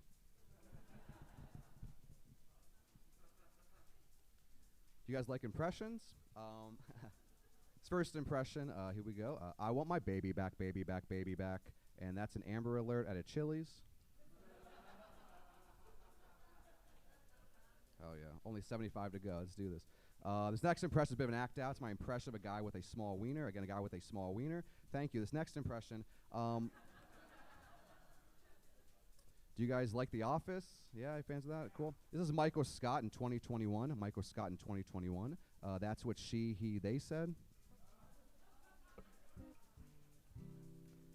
If that offends you, I don't know what to fucking tell you. It's not offensive at all. Let's see here. All white, all white, all white. And that's a racist Matthew McConaughey. Cool deal. Cool. Hell yeah. Hell yeah. Hell yeah. All right. Late show. All right. Oh shit. Let's see here. This is William. You guys like Shakespeare? This is pretty smart. This is a really smart joke, guys. I don't know if you guys. All right. It's William Shakespeare. If he wrote the mini-series Roots, the mini television series Roots, written by William Shakespeare. Toby or not Toby? All right. Fair enough. You guys Marvel fans, nerds in the house? All right, cool. This is my impression of gay Thanos. My impression of gay Thanos. I am inevitable. All right, last one. We're having fun. This usually is a big standing ovation. I get it's a late show. We're not going to get that tonight, but it's my last impression. It's a cool Nazi. My impression of a cool Nazi.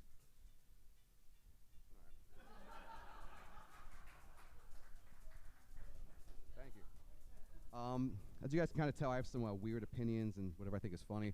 Anyways, this next song is called Unpopular Opinions. Nickelback's not all that bad. I think this internet thing is a passing fad. You know, I love my pizza Hawaiian. My least favorite Beach Boys Brian, and I didn't like The Sopranos. I think Game of Thrones blows. but these are my unpopular opinions. I'm filled with them all, and opinions are like assholes, but I don't eat opinions. What's up, guys? I still quote Napoleon Dynamite. My favorite sandwich is a Vegemite. I pick Macaulay and the Good Son. My favorite Joker is the Jared Leto one. David Bowie, you're overrated. Beyonce's a 410 at best. Dave Chappelle, so outdated, you Spirit Airlines over Southwest. These are my unpopular opinions. I'm filled with them all, and opinions are like assholes, but assholes are more fun, and assholes make you come. And my favorite Disney ride would be Hall of Presidents. I choose a Kia Soul over a Mercedes-Benz. In The Wizard of Oz, I'm rooting for the witch. And Mother Teresa, you're a stupid fucking cunt. Unpopular opinions, I'm filled with them all, and opinions are like assholes. Michael put his finger in one.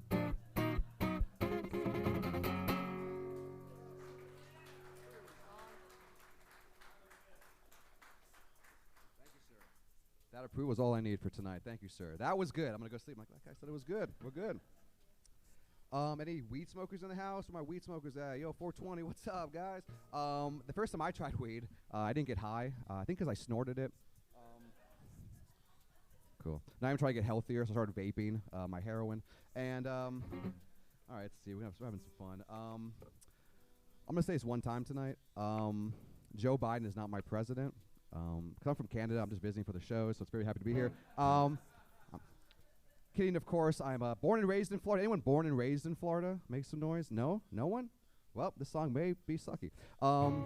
Anyways, I love Florida. This song is dedicated to anyone who loves Florida.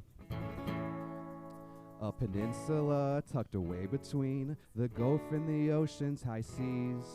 Beaches and orange groves as far as the eye can see. I hail from the state of Florida, land of sun and fun. And where your Uber driver could be Hulk Hogan's son. We got silver alert, strip clubs galore, meth, coke, heroin, and more. And we're the butt of all the jokes, but the joke's on you.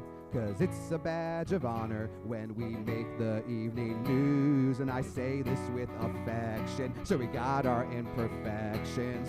Every 4 years we really fuck with the election. But it's so great to be a Florida man. In Florida we don't judge the car you drive, or the fact you cannot drive, or the fact you don't have a car. And okay, all right, sorry. And if love in Florida is a crime, I am guilty, unlike our very own Casey Anthony. And okay, all right, with the serial killer, we had some. All right, I forgot the lyrics. I got so excited on the Casey Anthony line that I just put in the song today. And oh god, I hate myself. Remember that part when I first came out? I did the first song, how good I was at it. All right, in Florida we go swimming in the red tide, and we hunt gators blind. We got theme parks with rides, we got hurricanes with retirees. DeSantis and the Gulf breeze. Our leading cause of death is dying from heart disease. From the sea to shining sea, we got bath salts and legal weed. Oh, but it's so great to be a Florida man. And we're the butt of all the jokes, but the joke's on you. I'm proud to be from a state that thinks COVID is just the flu. Opioids flow like wine, found in 1845. 1 out of 4 of us have served hard prison time, from the Keys to Tallahassee. We still got parts that are a bit racist-y, but it's so great to be a Florida man.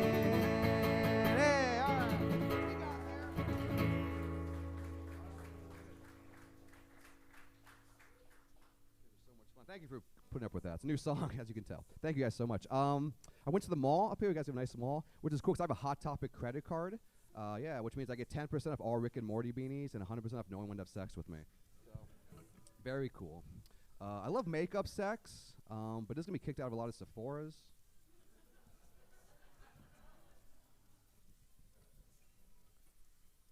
I was shoe shopping, and at Journeys, they have a sale for white vans, and I don't like white vans though because they remind me where I was molested. I'm kidding, of course, guys. It was a checkerboard van. He was big into ska. All right, that tag didn't work either. We'll get there one day. We'll get there one day with that one. No, apparently a man's penis size is correlated with shoe size. I know, something I ever heard when I was buying size 17 Yeezys. Man, I really fucked up my time here. I got a couple more jokes for you guys. No more. I wish I should end on the Florida Man song. That would have been great, right? How do we do this? Remember this part? I'm going to end on the E chord. You guys clap. It's the end of my show. You guys have been so much fucking fun. I'm Dan Bakst. So we go 1, 2, 3. My way. Thank you guys so much. Hey, we did it. Thank you, sir. Keep going for Poppy, huh?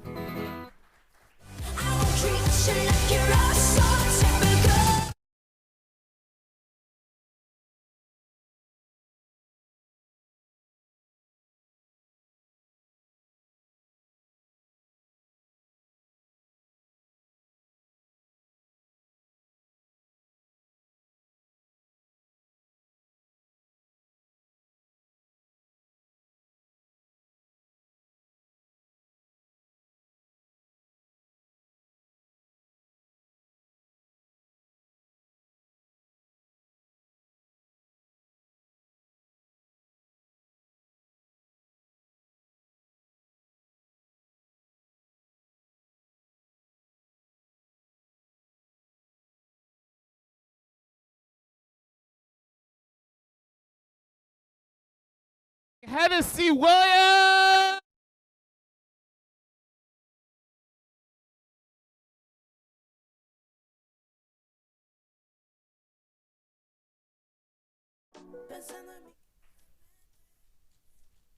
I've been vaccinated, whatever. How you guys doing? Good. I know, this weird job interview question, right? How you guys doing? Welcome to comedy. I'll be your headliner. What's his name? Yeah, I know. That's shit. I'm here. I'm happy to be here. I am. I'm tired of holding in my stomach. Anybody else ever spend their whole day just convincing yourself I'm building core strength by tightening up my gut, and then you just want to you just want to let that go? And then, but you know someone will see you and judge you immediately, like, oh, his stomach just popped out the bottom of his shirt. Gross. That guy is falling apart at the seams. That's right. They described me coming from Oakland Park like that was some shit that y'all give a fuck about. You may see this guy on Oakland Park. Like, probably not. Oakland Park's one of those places. Like, I live pretty close to Wilton Manors. Excellent food in Wilton Manors. A lot of leather daddy ceremony though. I had to learn what that was.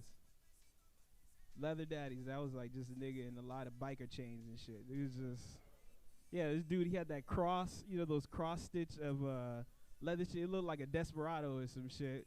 No shirt underneath, and he had a hot pizza in his hand. He's like, you want one? And I was like, yes.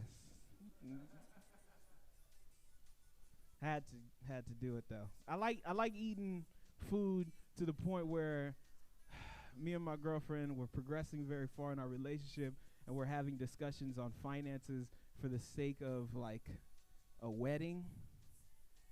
Any married people or engaged people here? No, just a bunch of people wasting each other's time. That's what's up.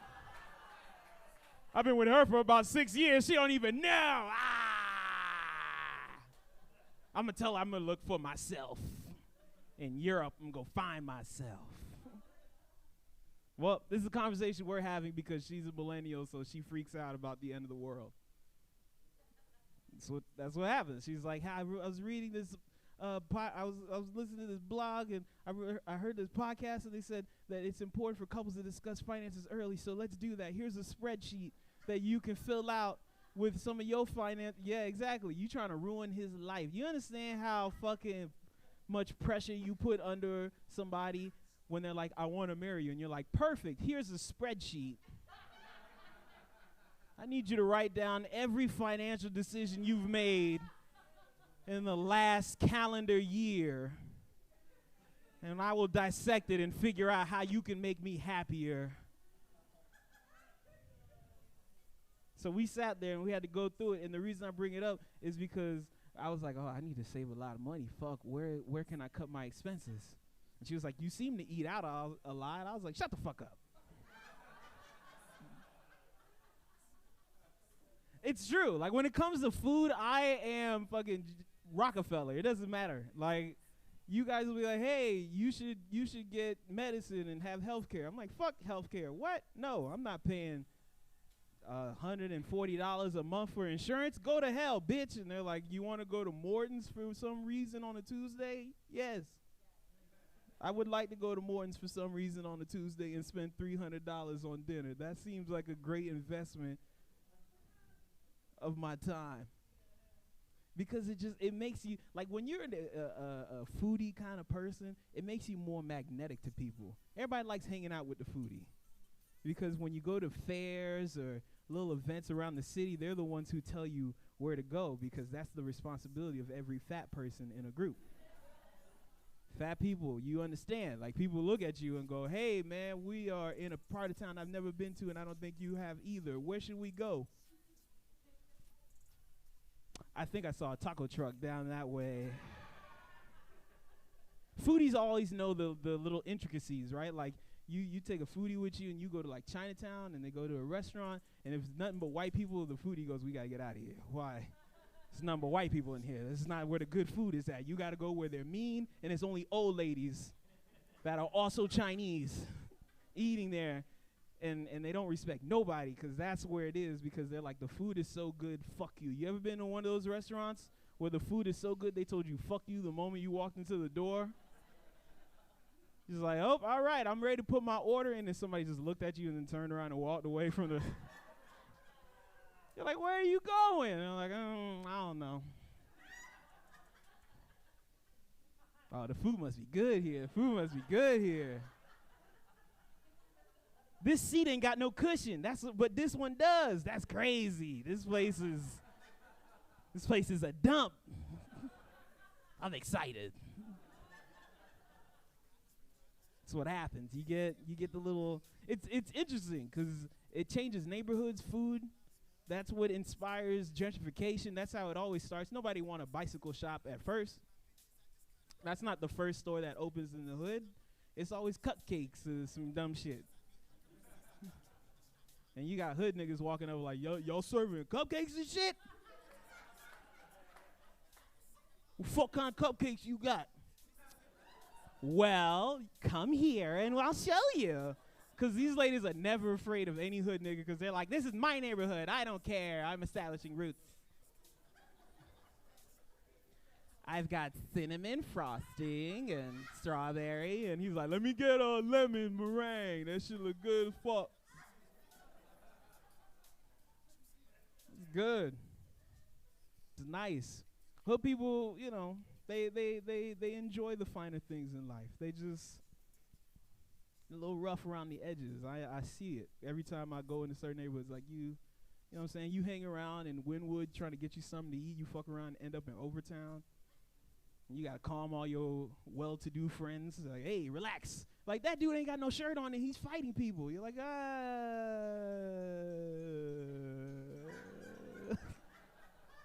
That's kind of a part of the territory. You can't really... You ever had to calm somebody down like, where they're like, that's messed up. We got to tell something. No, don't. Clearly, you've never been to this part of Hialeah. This is... They get to fighting after 10 p.m. That's what they do. I can talk about food all the time. My girl don't like it because I'll talk about food during sex. Shouldn't, right? Because the conversation about food during sex is things like, ooh, your titties, your nipples look like strawberries. And she's like, okay. I want to put whipped cream on them. All right. And then I'm going to put whipped cream in your pussy. That's going to give me a UTI. And then all of a sudden, she just got too, like, real in the I'm like, you made it less sexy by reminding me I can't put sugar in your pussy. You can't, by the way. Like, that's like a fantasy you might have, fellas. Chocolate syrup, whipped cream, all that shit. Don't do that. You're going to have to fuck in the shower, because she gonna wake up the next morning like, we gotta go to the doctor. This shit is fucked up. This is not the Skittles rainbow that it was promised to be. Can't. A good thing to do when you fucking is put some food away. Like, if you ever bring somebody to your home and you're about to have sex with them, be like, excuse me 1 second. And then run away to your kitchen and put something in the oven. This is a pro move. This is a pro move. That's what I did. I would like make a quiche, and then I put it in the oven, and I run back, and then I'd be like, I'm about to eat your pussy. But remind me when you hear a ding, because that's me, my quiche is done. And she's like, okay, bitch. I'm like, yeah, you fat monster. I love it. Then I go crazy. Because it works. Food is the aphrodisiac.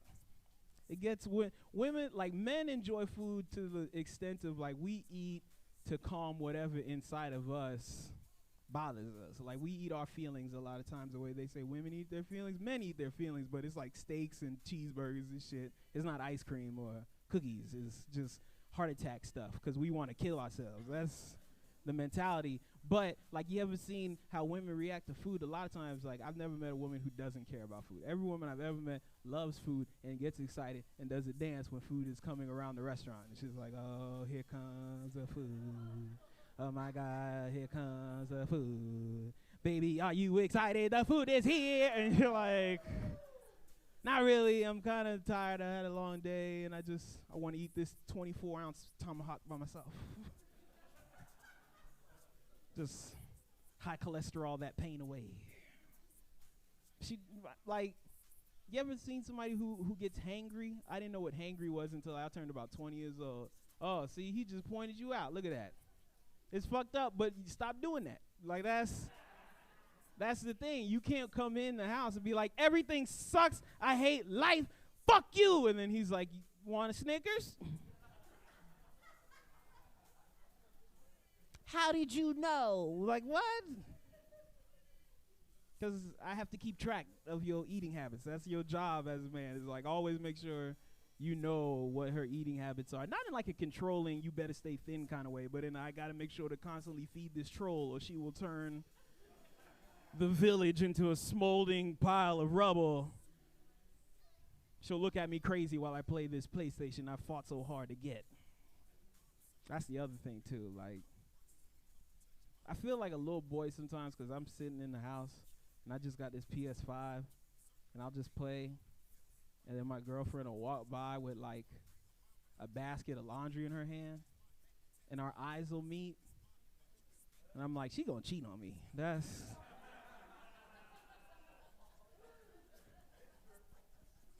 It's real shit because that thing comes over you as a dude and you're like, I gotta go do something. Fuck, let me load the dishwasher. I just started loading the dishwasher. Look, I'm contributing too. Look, I'm a part of this. I got to do something because that's my fear. I never want to come home and she got a dig in her mouth and she's like, listen, it's not working out. That's my fear. Not like a consistent fear, but that's just like a generalized fear. I was talking to my friend recently, and we came to the conclusion that sometimes relationships are weird. I know, but in the sense of like, you ever heard of somebody who started in a monogamous relationship, and then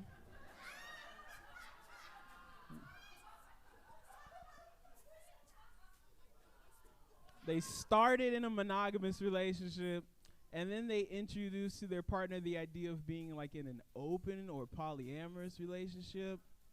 And then the partner's like, I don't know. And they're like, come on. And then the partner is like, okay. And then they get jealous of who the partner is actually having access to. And now they want to go back to monogamous. And the partner's like, nah, I think I like street dick. Street dick, that's right. Because sometimes men, anybody could be guilty of this. It's not a man or woman thing, but I can speak from the perspective of men. Sometimes we get like so fixated on the idea of fucking some new pussy that we forget that at some point she gotta, unless you don't want her to just go crazy and kill you in your sleep, you gotta let her fuck another dude. Are you built for that? Right? Would you like a threesome one day, sir? Be honest. You're grossly indifferent. You don't care. Give it up for this, man. I don't. I'm a gentleman. One pussy, no pussy. It's all the same. You, sir, would you ever want a threesome? All right. All right, relax. I'm not trying to get you under pressure. I'm not trying to put you in trouble. But, like, whatever you saying no, but it don't, like, you know in your heart. You don't have to say it out loud. I won't make you say it out loud, but you know in your heart what the answer is. The thing about it isn't, like, the number one thing that always keeps you back from holding is because you know there's a distinct possibility. She goes, now that you bring it up, maybe I want a threesome, but with another man. You see, I know, but listen, you boo, but it's true, boo. No. But the thing is, like, when she brings it up, it's equity, it's fair. It's what you should do. Like, let her have sex with another man. But how we supposed to? We don't. Because you ever asked a girl to spit on your dick and she went, poo, and that was it? And you was like, that's not what I meant. I want you to, like work it up from here. Like, like when I say spit, I want you to, like on my dick. Like, I want you to do that. And then you've been trying to get that out of your girl for 6 years, and then this random nigga come in, and he's like just spit on it. And then she goes, yes, sir. Like, you're not built for that. Very few men are built to see their girl just become something else. It's hard. It's hard on your psyche. Just this, like, because seeing a dude fuck another woman in your face as a woman, it's like, oh, this hurts my feelings. But look, he came fast with her too, so who cares? It's not going to be some long, passionate thing. He's going to be like, oh my God, 2 women, and that's it. Like, he's going to just freak out over the experience. But you could surprise yourself with how much penis your girl can really handle. If given the opportunity. Like, if given the opportunity, you'd shock yourself into a different dimension. It's good, though. It keeps your bedroom spicy if you consider it. I had to buy a new vibrator with my girl because we had been dating for a while. I had to do that because women don't like hand-me-down sex toys. It's expensive, you know what I mean? Like, every new relationship, you got to buy a new one. Like, you can't just show up and be like, woo, you remember my last girl? She loved this shit. You gonna love it. Your girl fuck around and be like, I don't want that shit. I don't know what nasty motherfucker you been with. You're like, come on. You see me put this in the dishwasher. You know how hot that shit get.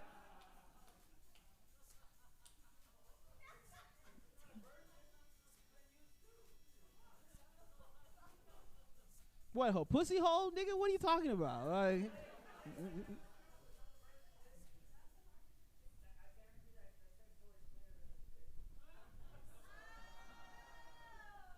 Like I challenge you to break out a sex toy and the inserting kind.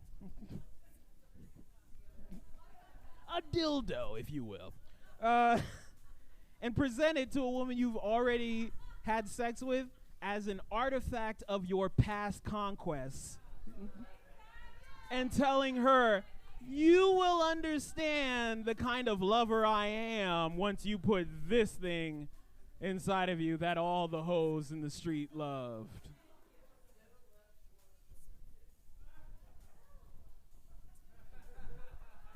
It don't matter. You could come in with a thesis paper from somebody from Brown University. She would tear that shit up in your face and say, I don't know what nasty bitch you fucking with. They don't care. Like, you gotta understand, like, women's vaginas are very important to them. You ever, like, you can't eat, you ever, like, eat chicken wings and shit and be like, let me touch your pussy. She's like, no, what the, no, what? No. No. Come on, you saw me eating. It's clean. What you talking about? Can't do that. Their vaginas are very important to them. That's why they get all mad at you when you cheat.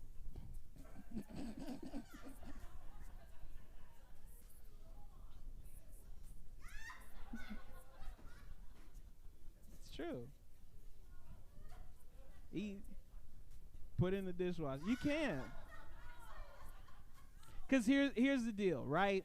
I bought a sex toy once or twice in my life. Specifically, this one was I bought a fleshlight off the off the recommendation of a friend of mine. The thing about it is the sex toy comes in this box. You open the box, and there's packaging and precautionary bubble wrap and all that stuff. You take all that out, and then here comes this piece of paper that's been folded 44 times. With instructions, and it just pours out.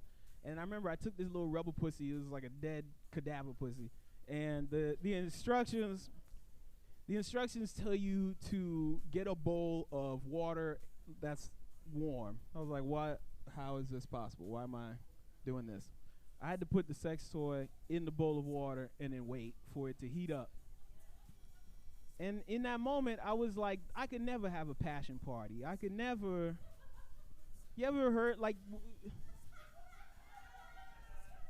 passion parties for what? Like, my girl's been a part of a passion party. You guys just show each other dildos and vibrators, and you're like, this is called the Demon Slayer. It wakes you up at 6 a.m. and it cooks breakfast. It's kind of cool. But you can't get, like, because men's sex toys aren't cool. They're just pieces of bodies that have been, like, chopped off. There's one that's just like a woman's ass. It stops here and here. It's just her ass. And it's like, God damn, this nigga don't give a fuck about nothing. He just wants a dead piece of ass. Like, and that's what they think of men. And so they make our sex toys very graphic, very, very in your face. And the reason I'm bringing that up as it ties to the things that you put in a woman's vagina is because there's actually care and thought put into those dildos and vibrators, because they know women would never buy a penis that looks like it just fell off of a dead person. But men will just clearly buy dead fucking vaginas every day of the week, put a little WD-40 in it, and just be like, yeah, I'm fine. I don't care. I'm getting ready for the apocalypse. So you think it's going to be any better than this? So you got to be mindful. Thanks, guys. Got to be mindful. So we were shopping for that vibrator. It was weird. We were sitting on the bed with our laptop open, like we was looking for a house. It shows. Just scrolling, like, I don't like that one. I don't like this one. I was hoping she'd get one of those, like, silver ones with the dial on the bottom. Looked like it fell off a truck, the little robot dicks. She did not get that one. The one she got is, like, purple. It got a vein in it. Yeah. I always get the fear that I'm going to lose my job to China or some shit. Like, when I use it. Because, like, she makes it sound, like, you ever, like, put, because it's, like, when I put the vibrator in her, she was like, hey, I was like, what is that? What was that? She was like, oh, it's just really strong. I was like, motherfucker, what about my dick? My dick is, I put my dick in, I would shake and shit. I'd be like, it's the same thing. Make the noise. And make the noise. Come on, make the noise. And she was like, it's good. But it's not the same. But just like all men, I got used to it because that's how men are. In the beginning, we'll talk, like sometimes we'll be very like, oh, I don't need no sex toy in my bedroom. I'm the fucking champ. I'm all the man you need. And then all of a sudden we become deviants and fucking monsters after a few uses, and we're standing in the hallway like, you ready? We become huge perverts. Every time you introduce us to new sex, or hey, you want? Nah, I just want to have regular sex. You're boring. I like the sound vibrator make when you put it in though. That shit's cool.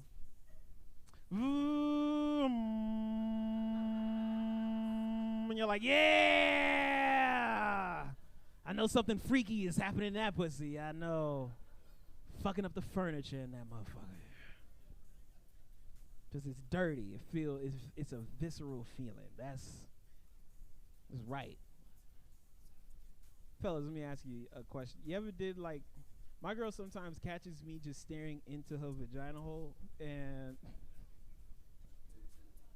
like, here's the thing. Like, if men had their own way, you would just basically just be on the bed like this, and then we would be like, all right, I'm gonna. We're like, cause that's when the introspective little investigator boy in us like takes over. We start peeling back your labia, like, it must be a dry night tonight.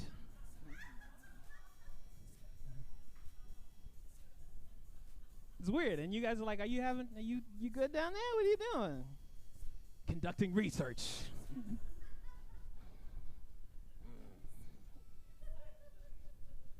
Yeah. This lady's been around the block. She's seen her pussy looked at. She knows what it is to be laying down and some man has just got her legs in the air like,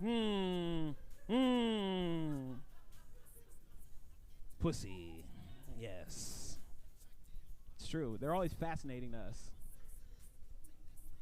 We're like Catholic grandmas seeing Jesus in pictures of toast and shit. Like every time we see something that resembles a vagina, we're like, that's a pussy. I see it in the sand. Look at the sand.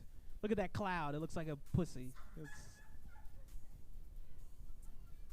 We do it. Because we have to. It's how we make sense of the world.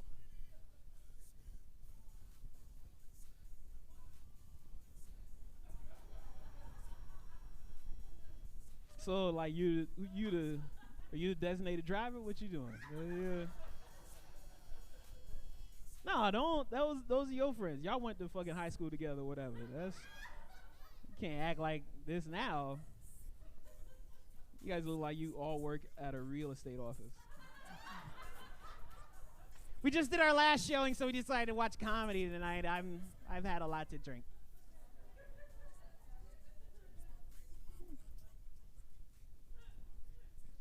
Well, my girl wanted me to talk dirty to her. That's like I've done informal polling. Apparently, like the number one concern or complaint that women have with men sexually a lot of times is we aren't very vocal. Like we don't say very much. We just fuck them in silence like serial killers. Just and she's like, will you say something? Yeah. That's it. Because I don't have the confidence. Like certain things you ask a woman as a part of dirty talk requires confidence. Because you got to look her in the eyes and say, you like that big dick? Because what if she don't? Yeah, like, you like this big dick? Do I? Oh. Are you asking me if I like big dick or your dick? Because it's tough. She be wanting me to tell you when I'm going to come and shit. I don't have. Tell me when you're going to come. Why would you want that news so soon? I'm about to come. What? My girl's a soldier, though. She's one of those people who looks me in my eyes and can tell I'm about to come, so she'll start rubbing her clit, like, at the same time to catch up. Shout out to anybody who does that, who's like, yeah, all right, let me get to the train station before I miss my fucking... And then you guys lock eyes. You're like, I'm going to come. You're going to come? I'm going to come. Cool. Ah! And then you exchange shoals for a second. Like, ah, fuck. I'm looking in your eyes for the first time in 3 years. But it's cool. It's cool, man. It's a part of the things you do. Just like eating pussy. I like eating pussy. That shit's cool. Yeah. But sometimes, you know how you eating pussy and your ass is in the air?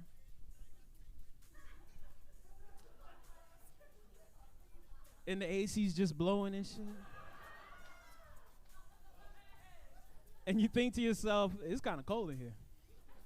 And you want to grab a blanket, but you know it's not sexy to eat pussy with a blanket on. And you can't be like, yum, yum, yum, yum, yum. Like, you can't do that shit. Because your girl might fuck around and pull that blanket all the way up and go, ooh, perfect. And now you eating pussy on that hot-ass tent. Have you ever ate pussy under a fucking quilt? Your face is sweating, your neck is red, your ass is in the air. She promising she gonna come someday. You like, I'm gonna die in this house tonight. My name's Hennessy Williams. I hope you guys enjoyed my set. I had a great time with you.